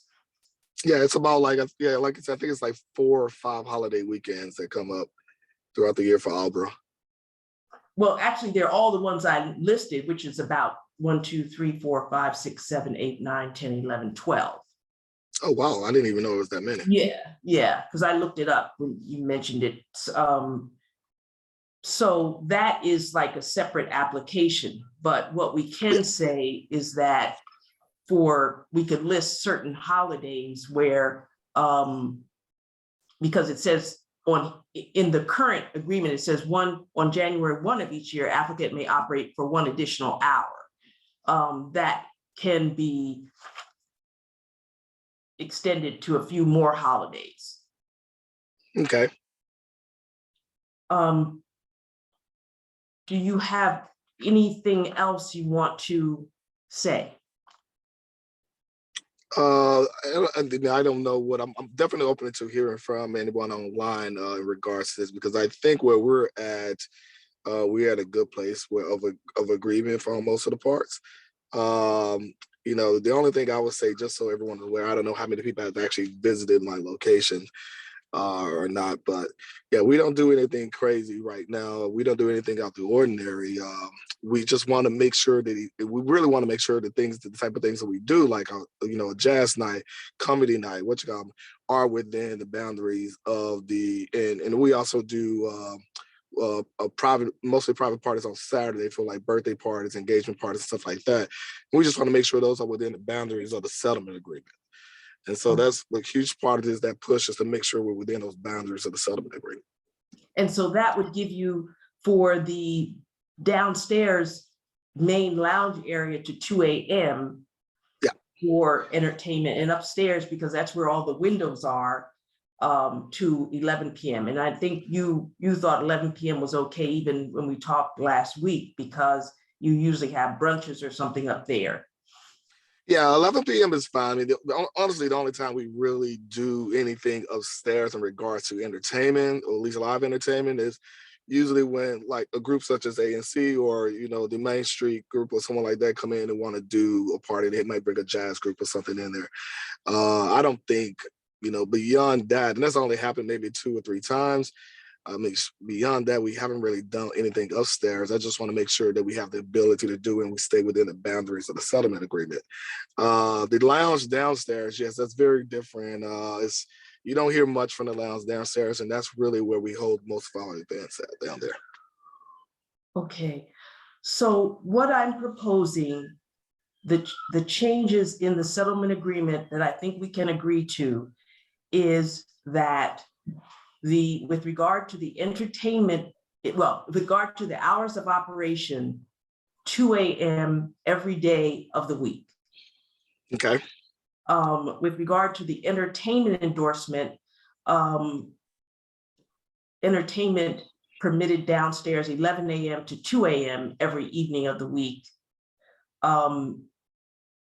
Upstairs, the main floor, 11 a.m. to 11 p.m.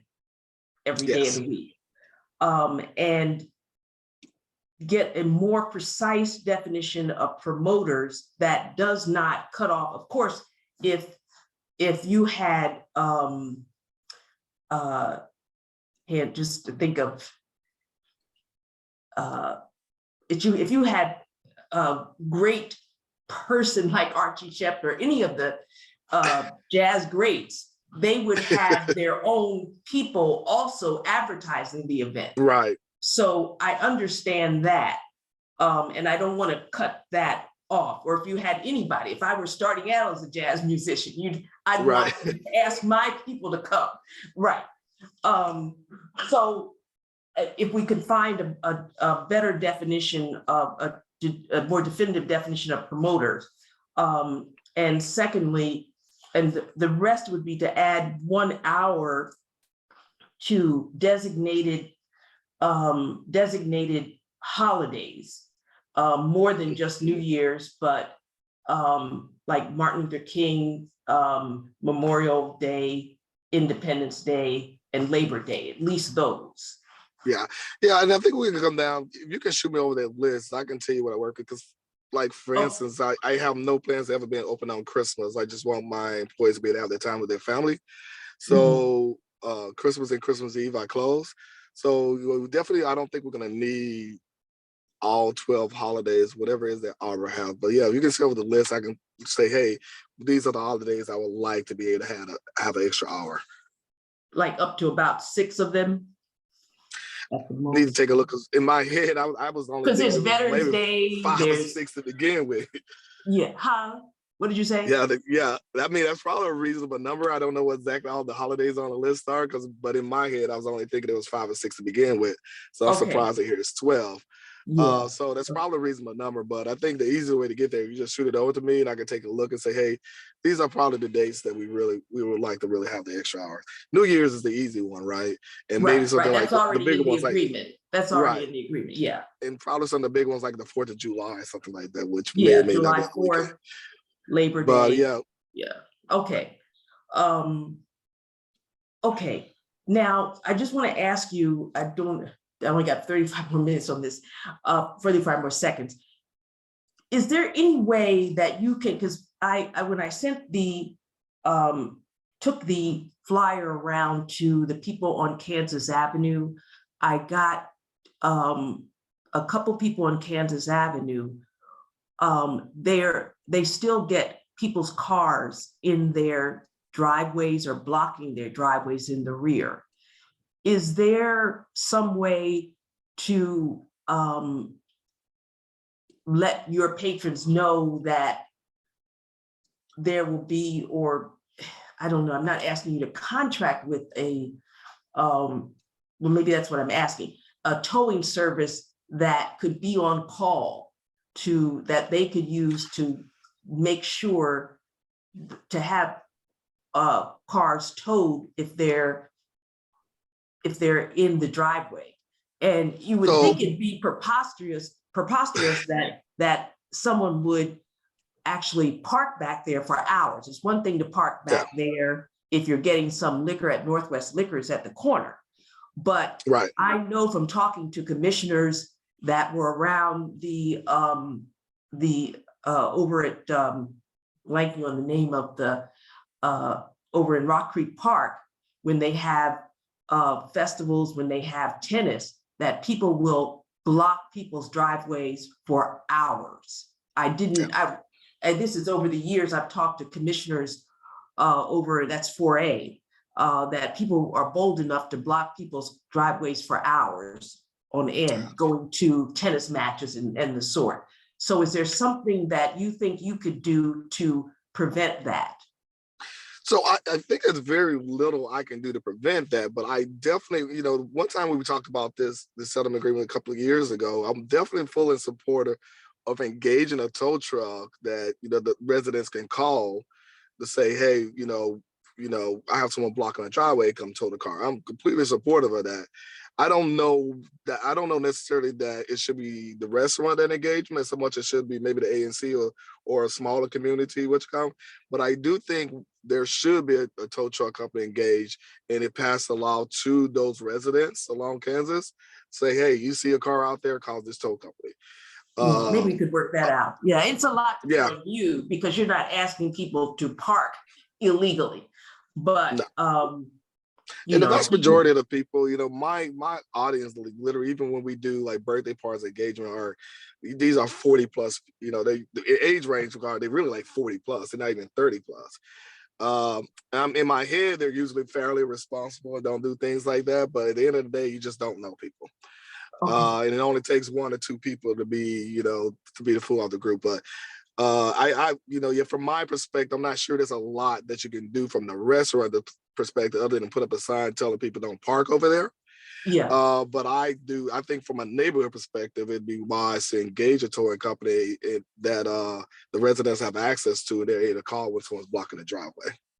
The towing company would be more than happy to make the money. So yeah, because they make the money from the person's car they tow, is my understanding. exactly. Okay. Yep. All right. So what I'm moving, I make a motion that that ANC 4D modify the settlement agreement in the following ways. Extend the hours of operation of Library Tavern, the applicant, until 2 a.m. every day of the week. And this is consistent with, it's a little less time than the Tacoma Tavern, but Tacoma Tavern is not on a residential block. So to 2 a.m., the sidewalk cafe, everything stays the same. The entertainment endorsement, live entertainment to be permitted downstairs in the lower level of applicants' premises between the hours of 11 a.m. and 2 a.m. every evening of the week. Live entertainment permitted on the main floor upstairs of the applicant's premises from 11 a.m. to 11 p.m. And that the definition of promoter be more precise so it does not exclude ordinary advertisement by the restaurant and by the acts that come in to the restaurant, and also extending the hours of operation by 1 hour. It's already in the agreement for New Year's, but to add 5, the other major holidays such as July 4th, Labor Day, I guess Martin Luther King's birthday. I'm not sure what other days people party that much. So that's what I make a motion. And is that what you understand, Mr. Butler? That is what I understand. Okay, can I get a second for that? Yeah, I second it. Thank you, Commissioner Israel. It's been moved in second so we can have discussion. Any questions by the commissioners? I want to say that I got several responses from the community. Of course, some don't want anything that is disturbing their peace, but and I tried to find out what are the basic hours for taverns, and Abra did send me information on Tacoma Station, but it's a little bit different than we are because it's not in a fully residential block and it's not across the street from a residential block. It's across the street from like a church and a park. So any questions, commissioners, before I turn to our residents? Yes, Chair Bowser. It's sort of just a clarification / a procedural question, but if we do approve this version of the amendment to the settlement agreement tonight, I think you said at the beginning of the meeting tonight that that certain provisions in that amendment that we're adopting tonight potentially could still be changed through the official ABRA proceedings. Is that correct? Well, the ABRA could strike something that they say is unenforceable. In fact, I asked them, would it be enforceable for to ask a restaurant to have their own towing service? And they referred me to legal, but I didn't get a chance to talk to them. So I'm kind of dropping that. And it is a lot to put on the restaurant's not the wrongdoer. The patrons, if they do that, are the wrongdoer. So if we approve this tonight, this is what we'd be authorized to agree to. And if something else came up that was extreme, we would have to go to hearing. And that would be on the, I think would be Commissioner Kate Judson, because this is on 3rd Street. And I guess if I could just quickly ask Mr. Butler a question, just out of curiosity. I mean, in your history of running and operating this establishment, I mean, if you get complaints, noise complaints by residents, number one, does that happen? And if so, like, how do you respond to something like that? I'm just curious your approach to those issues. Gotcha. So that brings up a very interesting question. We had an issue that Chairman Bowser know. There was one particular resident that really, of the complaints that were on the restaurant, there was one particular resident that made the complaints on a regular basis, which I've tried to deal with that particular resident, and that resident let me know that they never wanted the restaurant there and they're going to do everything in their power to get rid of it. So at that point, I realized there's nothing I can do. That resident has since left, and I can tell, and Chairman Bowser, you can correct me if I'm wrong, since that resident left, which has been about a year, I think, there has been no complaints about the restaurant in regards to noise or anything like that. Well, actually, I'll correct you when you finish. Go ahead. Yeah, correct me if I'm wrong. I don't recall any complaints in regards to noise or anything like that, but I'm sorry, go ahead. Well, I was going to say, I don't think they contacted ABRA, but like I said, one resident in the 5400 block, the people that the back of their houses face your restaurant, complained kind of bitterly, because a lot of people will complain, but they won't go and file anything. Right. I think the last time I checked back in 2019, there were only like 4 or 5 complaints, and most of those were from that same guy. But yes. This particular resident who has a child was saying that that noise, music on the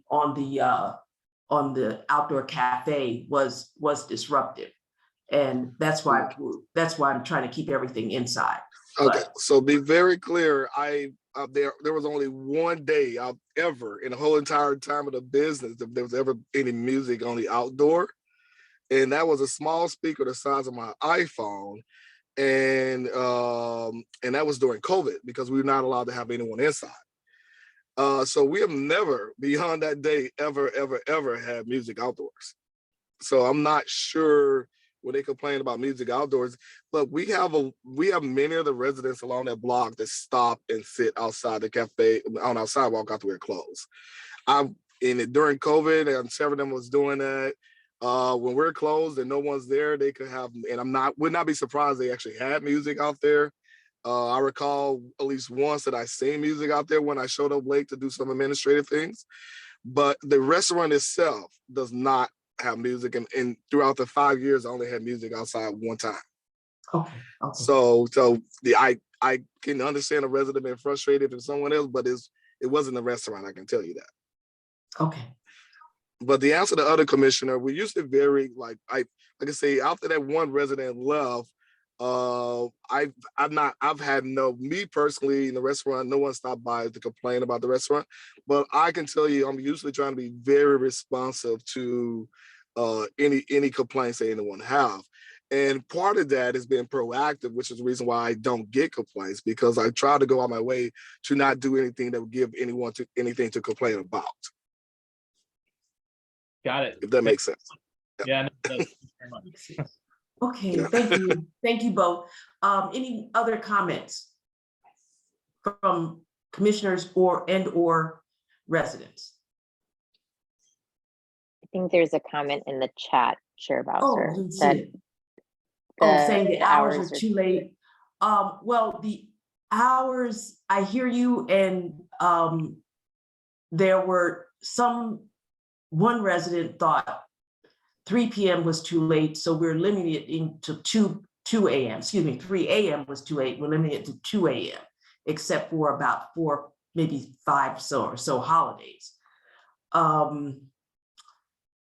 And most of the music and everything will be in the basement, so it will not. Yes.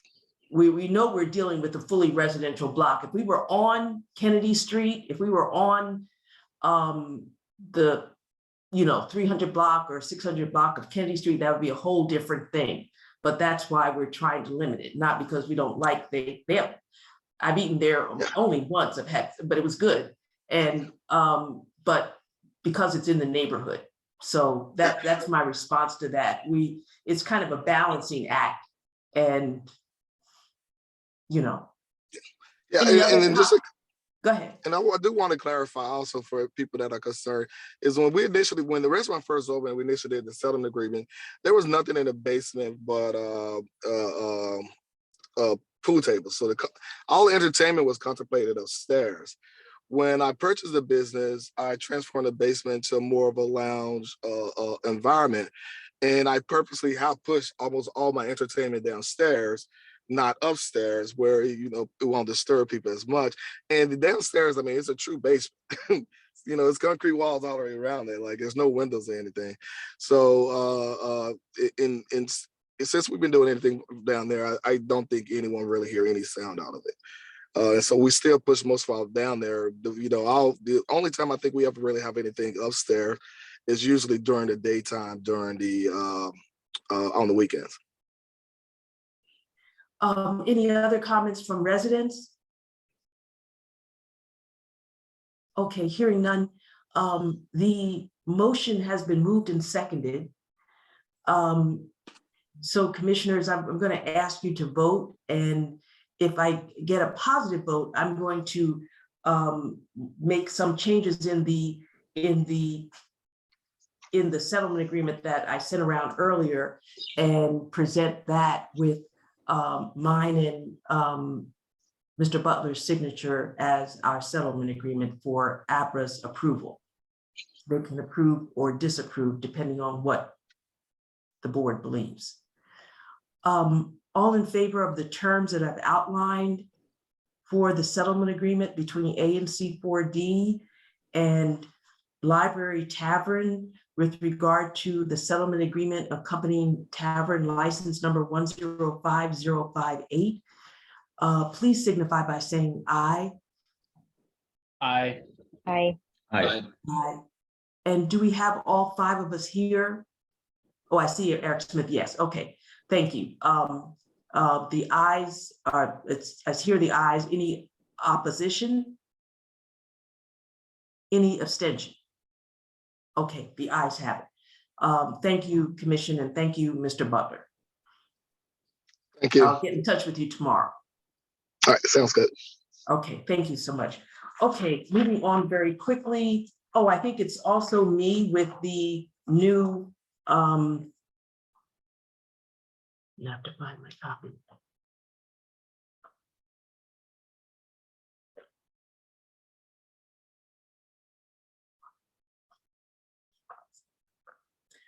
All right. Oh, it's not me yet. Application, Commissioner Israel, the Illusion Bar and Lounge. Yes, so I'll make this very, very quick. Illusion Bar and Lounge, which is located at 5213 Georgia Avenue Northwest. So that's between Hamilton Street and Ingraham Street on the east side of Georgia Ave, is applying to renew their 3-year alcoholic beverage license with ABRA. So the last time they renewed it was back in, I guess, early 2020. And so there's no changes that they're asking for from their current operating hours. They just want to continue it as is. So if you'll see in our agenda document, that is 10 a.m. to 2 a.m. Sunday through Thursday, and then 10 a.m. to 3 a.m. Friday and Saturday. The hours of entertainment are from 10 a.m. to 1 a.m. on Friday and Saturday evening / early morning the following day. So entertainment ends at 1 a.m. and the protest petition deadline is January 9th, 2023, which is before the next ANC 4D public meeting, which is on January 18th. So because we're not voting on protesting it or anything at tonight's meeting, that means that ANC 4D will not be able to formally opine on this between now and January 9th. However, I would note, and I'll post a link in the chat, if I think if you're a group of 5 households / residents, you can actually protest yourself as a group independent of the ANC. So if you feel compelled to do that or support their license, you are certainly within your rights to do that prior to January 9th. So I'll post a link in the chat, but I just wanted to make the community aware that they are applying for reapplication. Thanks.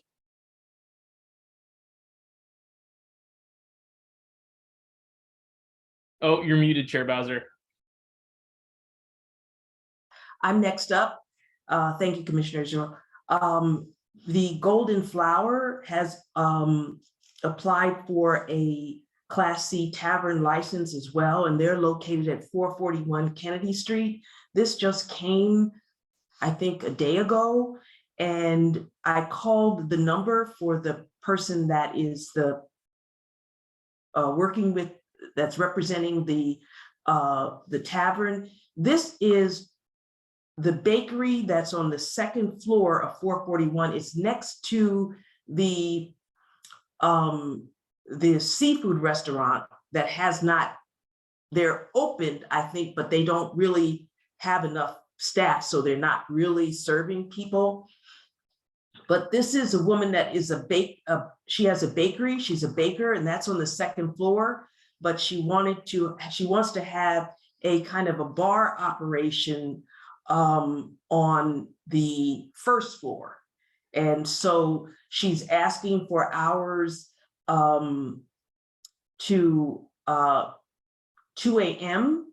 during the weekdays and Friday and Saturday to 3 a.m.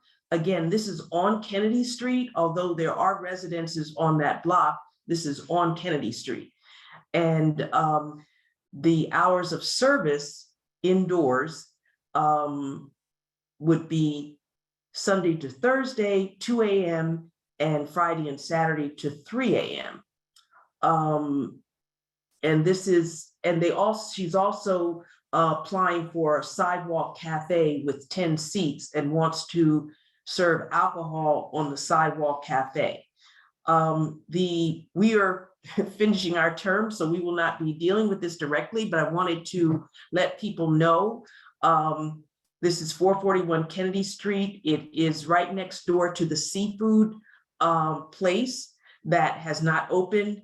And so the protest deadline is not until February 6th. So the new commission will have plenty of time to debate and look at whether they believe these hours are appropriate, particularly for the outdoor cafe to serve alcohol to the late hours. So there's plenty of time for that, but just wanted to make everyone aware of that. Also related to that, I talked to Mr. Jackson about the seafood restaurant at the corner of 5th and Kennedy. They have not opened really to public trade because they're having such a hard time finding applicants. They said people make an appointment for interview and then don't show up. So that's what's holding them up for really they're looking for chefs and servers. So if you know of anyone that would like a job serving or cooking, I can give you the information for that restaurant. I'm kind of blanking on the Shellfish is the restaurant name.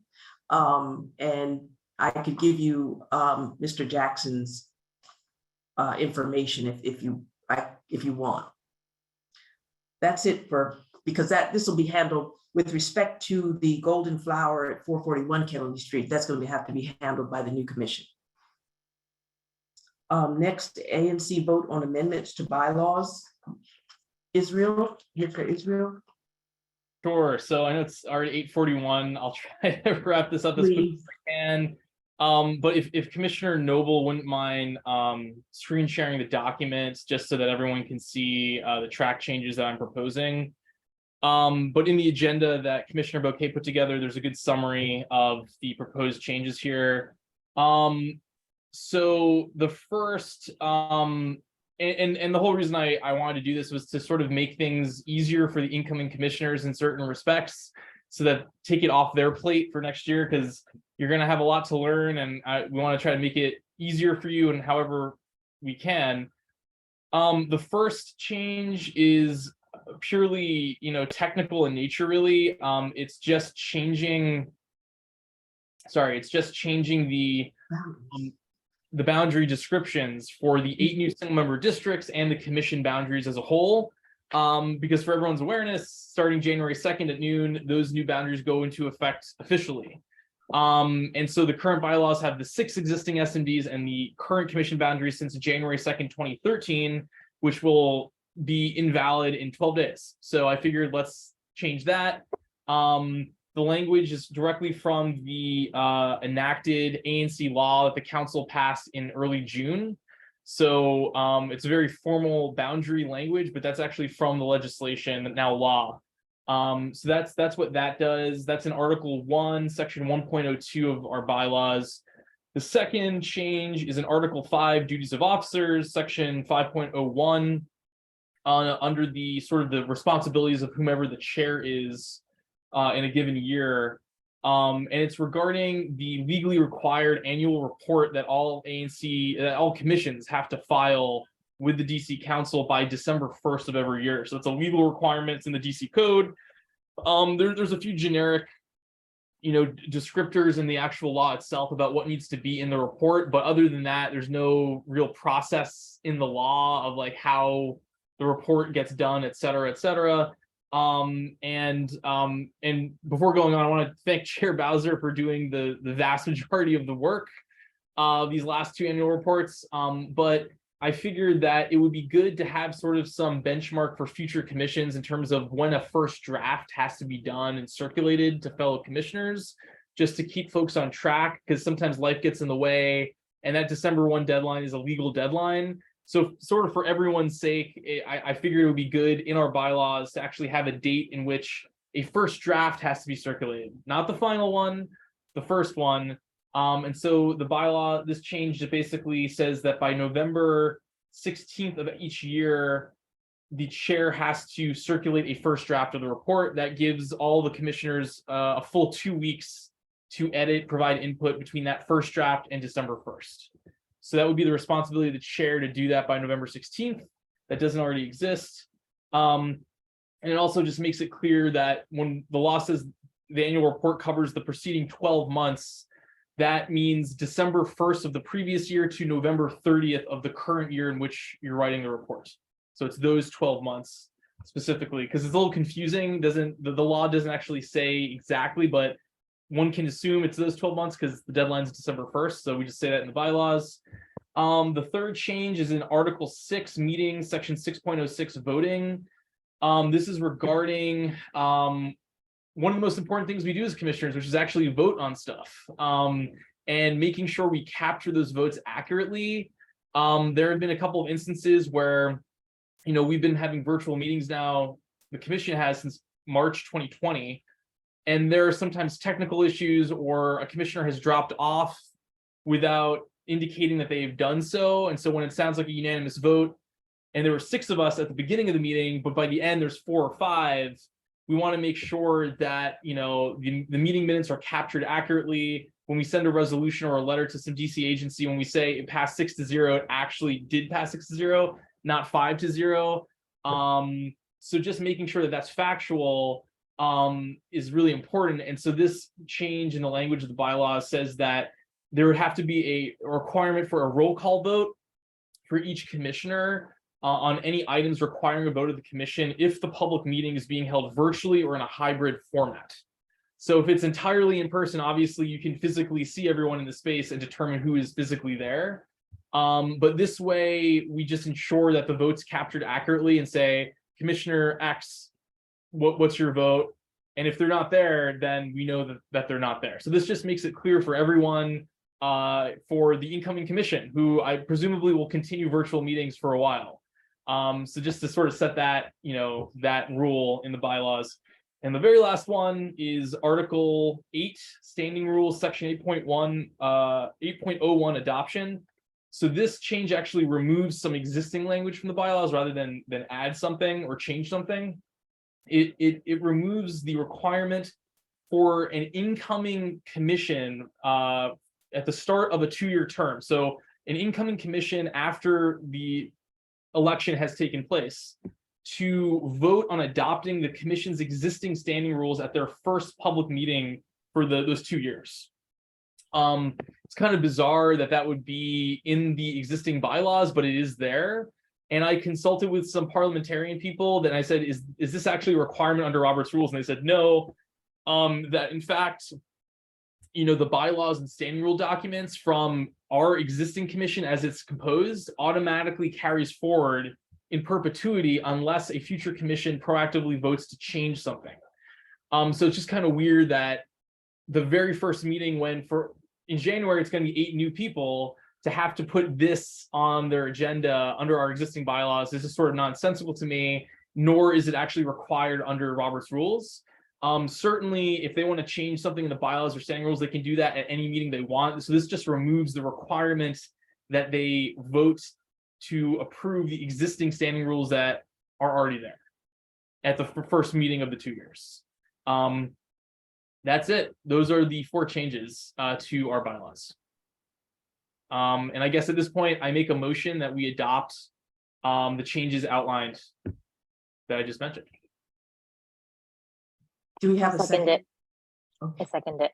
It's been moved and seconded that we make about 4 changes that have been explained in the bylaws. Now, discussion.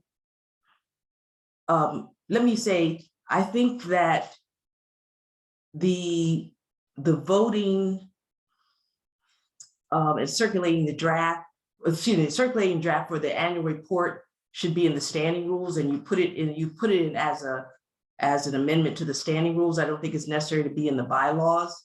And also the period, the 12-month period, I would put that in the standing rules because it doesn't, Gottlieb Simon said that the 12-month period can be what we choose it to be. It could be the fiscal year or it can be the calendar year.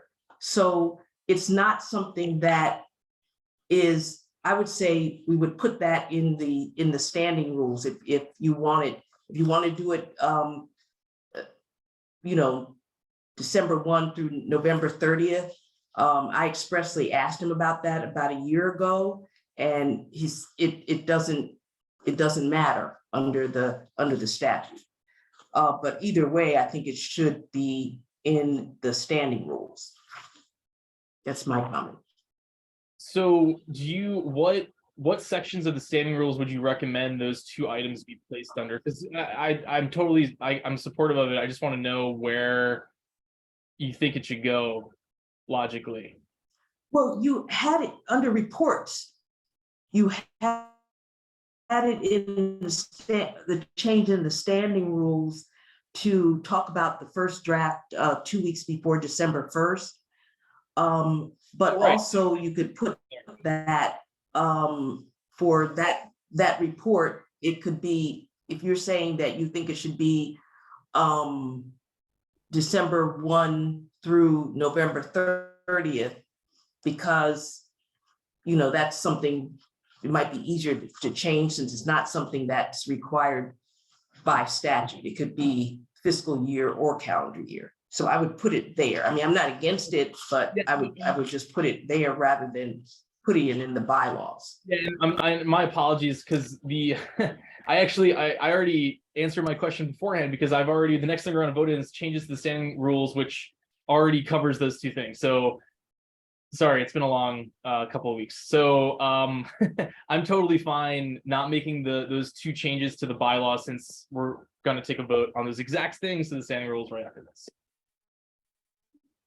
And so the only 2 things that, if you withdraw those 2, it'd be just the changes of the boundaries and and the requirement about voting on adopting the existing standing rules at the first January. right. Those two things, yeah. Any other commissioners have any questions? I see a hand, Commissioner-elect Joy Pinckney, if no other commissioner has a question. Ms. Pinckney? Yes, good evening, everyone. I'm just asking for a point of clarification. So the standing rules, is that the same as like a policy and procedural manual in a sense? Yeah, Okay. maybe it's more, yeah, it is kind of like that, like the, you know, just the procedures to help the commission do its business. Like we have a business meeting 2 weeks before the public meeting, and you know, things like that. So it's to help to smooth the operation. The bylaws are. Go ahead, I'm sorry. Absolutely, yes, I would absolutely agree. Putting dates and things, it's not good to do that in bylaws because of how you have to adjust the bylaws. But the standing rules can be adjusted at any time, like he was saying. So, and we can change the dates or anything as we find we need, because we might want our fiscal year to be, or our 12 months to be different from what you all had. So then we can change that date, and we can do it without having a bylaw change procedure, which is harder to do than just changing it in the standard rules. So I just wanted a clarification, and you did that. Thank you so much. Okay, any other comments before we can take a vote on, and if there are no other comments, Commissioner Israel, can you just briefly restate the two issues we're going to vote on? Yes, so the only two changes that we're going to be voting on now to our existing bylaws is amending Article 1, Section 1.02 boundaries, so that we update in 12 days what the new SDs will be, and then secondly, changes to Article 8, Standing Rule Section 8.01, removing language that requires a vote on adopting the Commission's existing standing rules at the first public meeting of the Commission's 2-year term. Okay, do we have a second on that amended motion? I'll second it.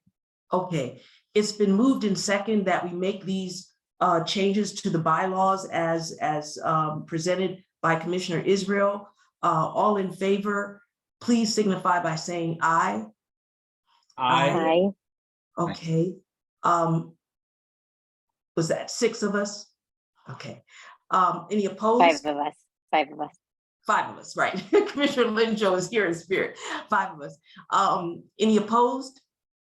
Any abstentions? Okay, the ayes have it. Moving on to the standing rules, please. Yes, to be super fast, it's only going to be 2 changes that I already described a few minutes ago. The first would be amending Section 2 meetings, subsection E, conduct of meetings within the standing rules document, to require a roll call vote for each commissioner for all items requiring a vote of the commission if the public meeting is being held virtually or in a hybrid format. Again, just to reiterate, I think this is just creating a fair playing field from the outset in terms of expectations when we're actually voting on stuff. I think it's really, really important. And then secondly, amending Section 4 financial affairs, subsection B reports of the standing rules, to require the chair or their designee, which is outlined that process in the standing rules already, to circulate a draft of the December 1 annual report to all 40 commissioners no later than November 16th each year, to allow for 2 weeks of input/editing from commissioners prior to submission of the final draft to the Office of ANCs and the DC Council by December 1st. So those are the only 2 changes. And did you want to add in did you want to change the period? Because it didn't have to be in the standing rules at all, what period, whether you use a fiscal year or a calendar year. Do you want to just, is it necessary to put that in? So I'm just double checking that is actually in what I had circulated already. So just bear with me just 30 seconds. I don't think it's in what you circulated. I printed out what you had it in the bylaws. But what I was saying is under the statute, it's the previous 12 months. It could be And according to Gottlieb Simon, the former director, it could be the fiscal year or the calendar year. Do we want to leave that, put that in, or just leave it out so that they can determine it? The people- Yeah, I'm fine leaving it out. And perhaps the incoming commissioners will find it logical to start on December 1 of this year, because our recently submitted report ends on November 30th. And so, but yeah, it's up to their discretion. So I'm fine not including that. Okay, so you are proposing two things, two changes for the standing rules that are a roll call vote when it's a hybrid or virtual meeting, and the 2-week draft before the December 1st deadline for the annual report. Correct. Okay, do we have a second on that? Second. Okay, thank you, Commissioner Smith. Okay, any discussion?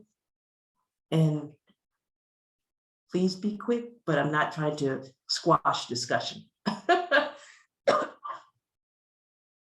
Okay, hearing, Ms. Pinckney, was your hand up from before?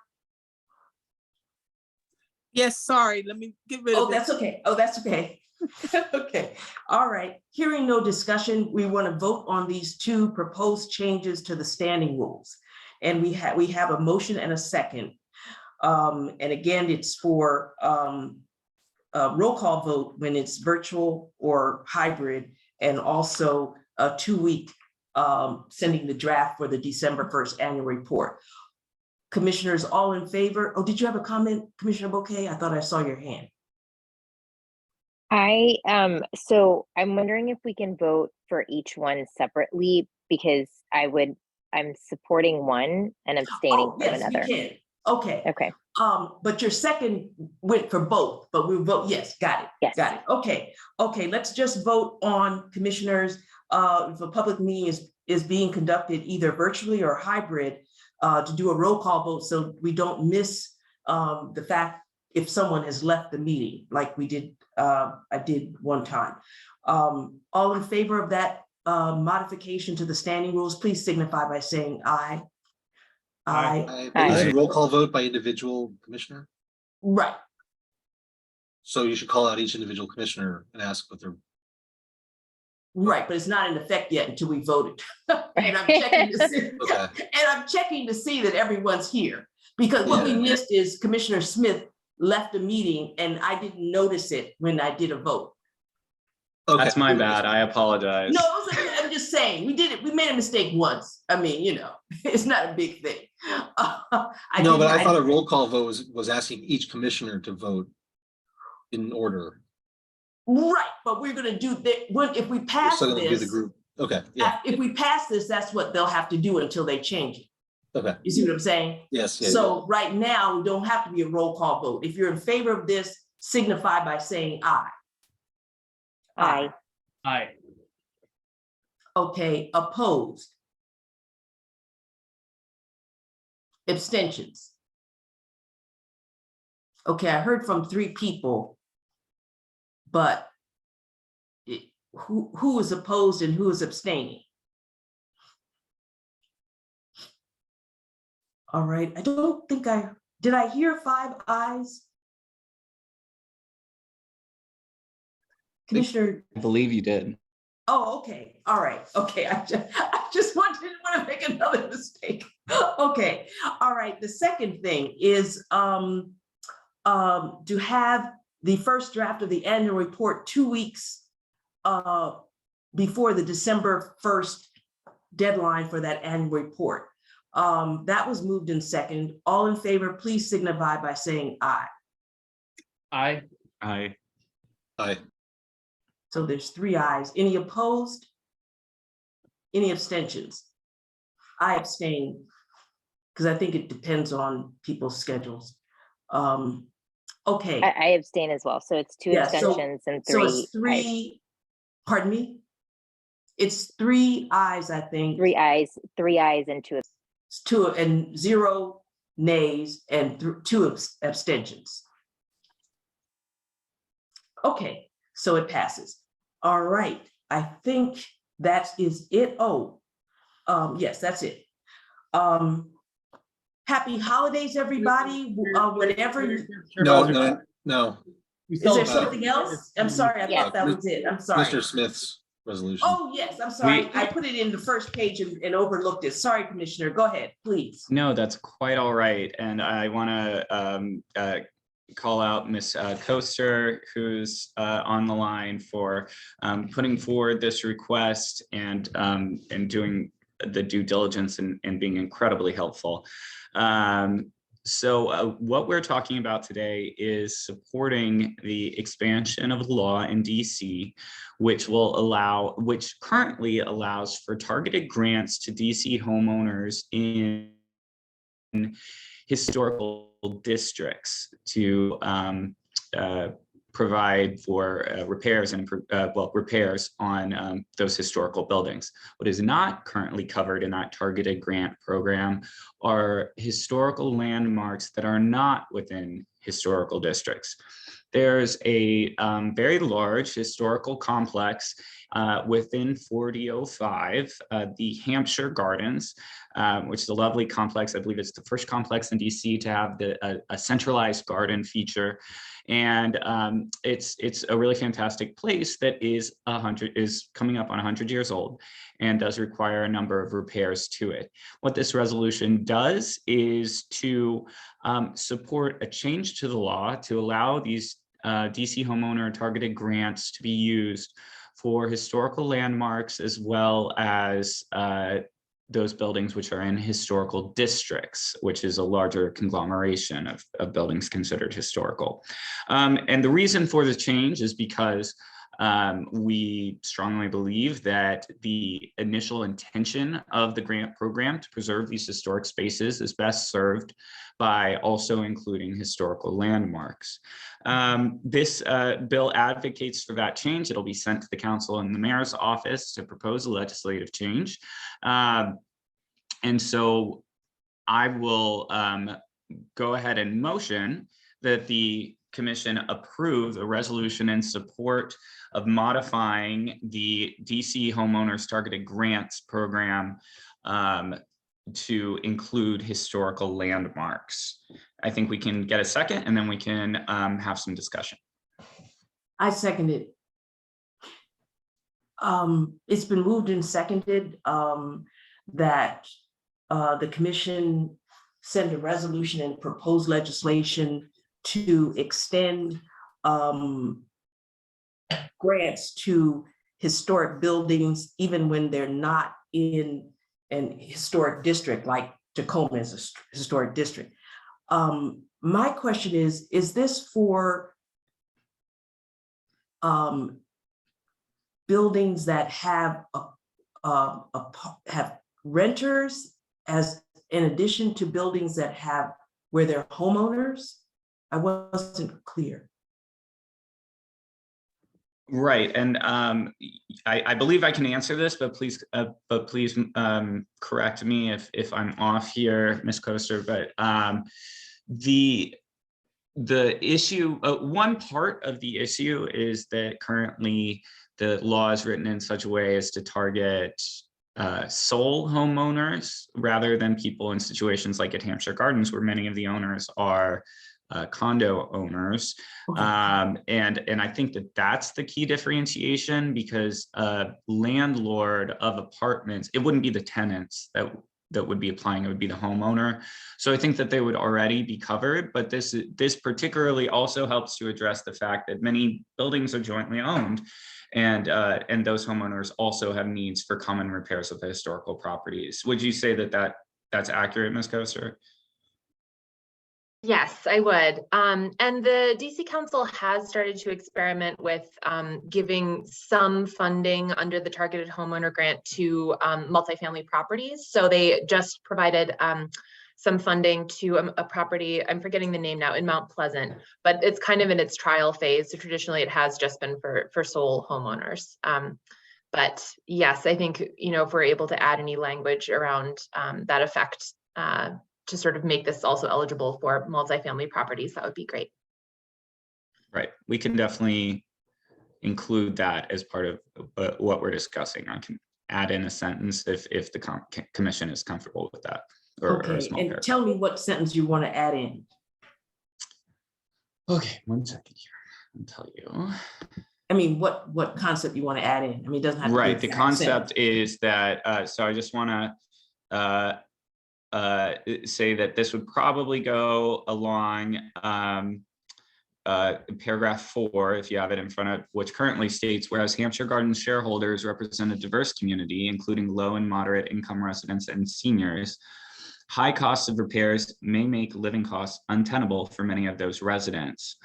Multifamily homes have historically been excluded from the targeted grant program and should be included in multifamily historical buildings going forward. Something, I'll word it better, but to that effect. Okay, okay. All right, so that's your revised motion. Well, And can I offer a friendly amendment as well to just two additional things to add, not to take away anything that I think could make it the resolution a little bit stronger. Mhm. So I just did a really quick search here just to see which district government entity apparatus actually carries out this grant program. And it appears, anyone correct me if I'm wrong, but it appears that's the Office of Planning, which is intriguing. And I looked it up, and actually earlier this afternoon, Council Chairman Phil Mendelson released the newly structured committees for Council Period 25 for 2023-2024. And the Office of Planning is still under the jurisdiction of the Committee of the Whole, which is chaired by Council Chairman Phil Mendelson. So I think it might be some language to the effect under the therefore be it resolves of like urging Council Chairman Phil Mendelson as chair of the Committee of the Whole to introduce legislation, broadening the eligibility, something to that effect. Just being a little bit more specific as to whom within district government we're making this ask, because it is under the Committee of the Whole. And I've looked at previous bills and making changes to this program, and they've all been done from Phil Mendelson. So he's the guy that we're gonna want to make this change, and he can introduce legislation as his committee.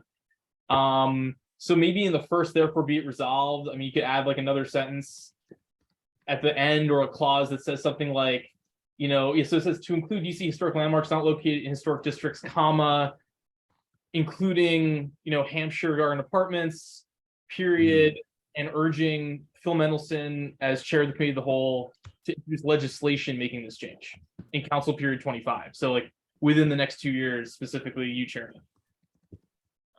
Absolutely. Yeah, okay, I'll add that in there at the end as well in the therefore be it resolved section. Okay, cool. And then the one other thing that I would request too, and I made a note of reaching out to him to verify he's okay with this. Your successor, Commissioner Smith, 4005 Commissioner-elect Stephen Morensic, my apologies if I'm mispronouncing his last name. I was just curious, I asked him today directly, what are your thoughts on being authorized to represent the commission on this issue? Because all of Hampshire Garden Apartments will be in the new 4005 that he'll represent starting in 12 days. It just seems sort of logical to include him. And he said that he would like to be made as a authorized representative. He expressed interest and support in this. So I think it would make sense, because he's going to be commissioner so soon, to put his name in there. Yeah, that's great. I had taken out that section, which is a little unusual, but for us, being as we didn't, none of us will be commission members in a few more days. I removed it, but that's great. Thank you for checking in with him, and I will go ahead and add him back in. And I would say that I wouldn't limit it to just Chairman Mendelson, because it is the Committee of the Whole. So if we could get Councilmember Louis George to champion, I think it's the Committee of the Whole vote. It's not just Chairman Mendelson. So if you have 2 or 3 other council members that are willing to, push for that,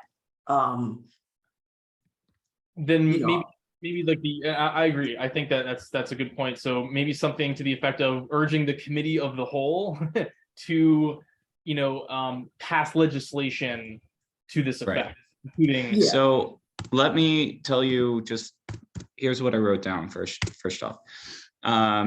Therefore, be it resolved that Advisory Neighborhood Commission 4D, blah, blah, blah, blah, blah, urges DC Council Chairman Phil Mendelson as chairman of the Committee of the Whole, the DC Council, DC Mayor Muriel Bowser, and the Office of Planning to adopt and execute legislation providing for these proposed changes.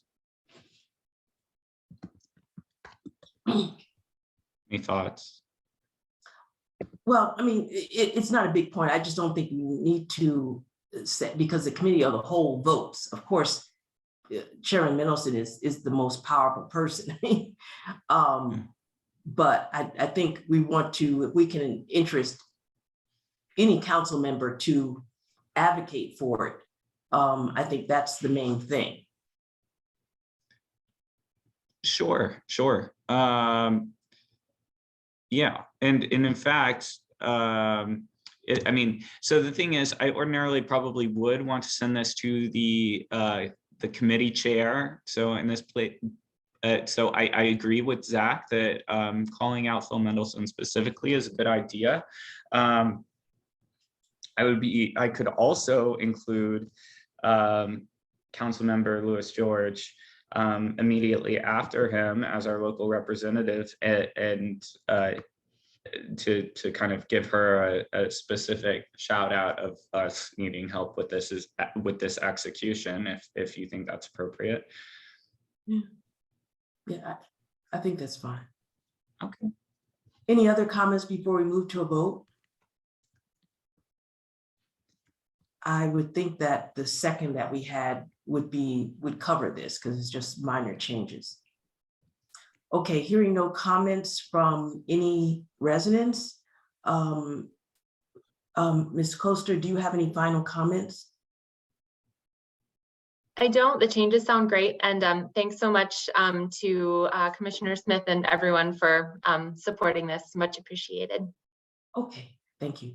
Okay, it's been moved and seconded that we pass this resolution in support of historic grant funding for historic buildings in non-historic districts. Please, everyone, please, commissioners, please, if you're in favor of that, please signify by saying aye. Aye. Okay, Aye. any opposed? Any abstentions? Okay, so I think that's 5-0. All right, thank you. That's done. Now let me make sure. Okay, I think we're done. We are adjourning this meeting. We want to wish everyone a happy holiday, whatever type of celebration you do, whether it's Hanukkah, whether it's Kwanzaa, whether it's Christmas, whether it's none of the above. You can just relax. Really appreciate you staying with us in this meeting and staying with us throughout the year. And we really feel privileged to have been your commissioners. Does any other commissioner have a final statement? Oh, I see Ms. Laverne Gooding. Yes, please. Yes, I just had a question, and I know you all are not going to be here anymore, but will the same process go where we'll get information about the next meeting coming out? Because that really works, where we know when to sign up and register. Would that still be happening with the new commissioners who are coming in?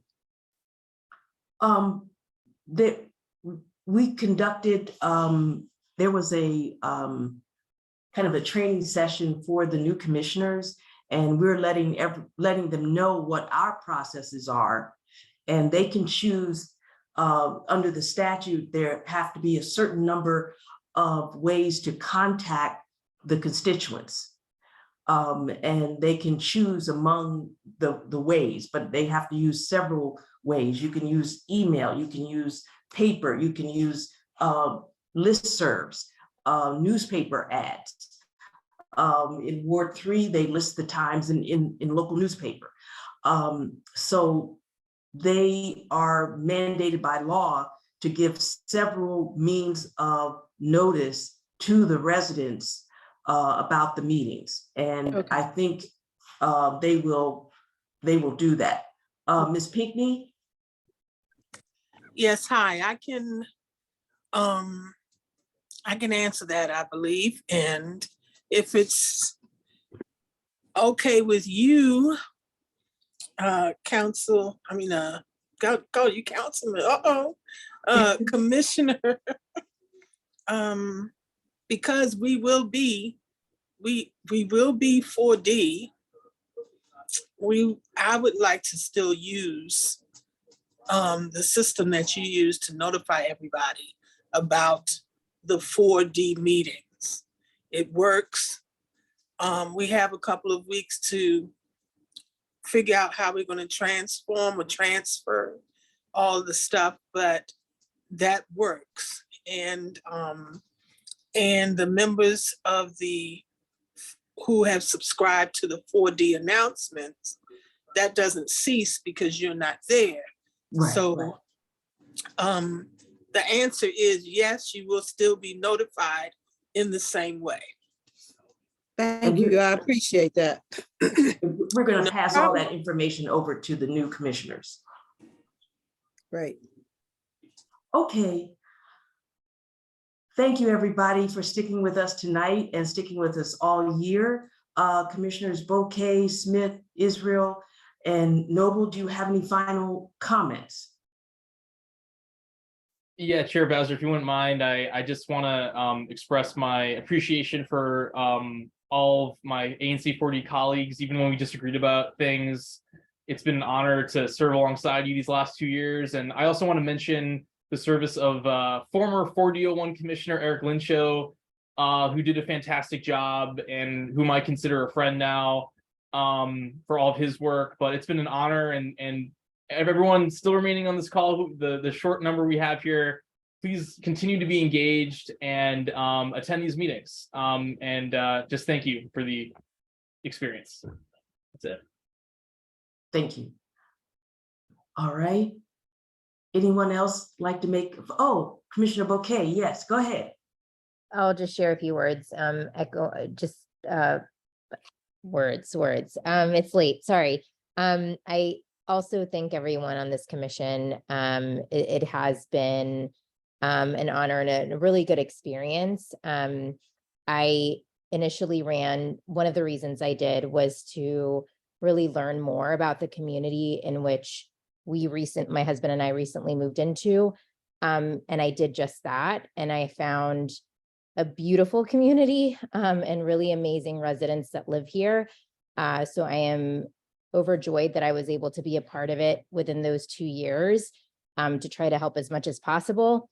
I know anyway, it is a tough role, but one that I was definitely honored to serve in. So thank you for allowing me to be your commissioner and for the work that we've done together. So thank you. All right. Commissioner Smith, you're 40-05. My final gift will be to not say much, except thank you to all the fellow commissioners. As has already been said, with someone coming in from the outside, an outside view, you guys would never believe how much work all of these guys have done for you. I'm continually impressed. I really look up to all of you, honestly. So I look forward to working with all of you in the future, because I'm sure we won't be done with the district, even if we're done with the commission. Yeah. Okay.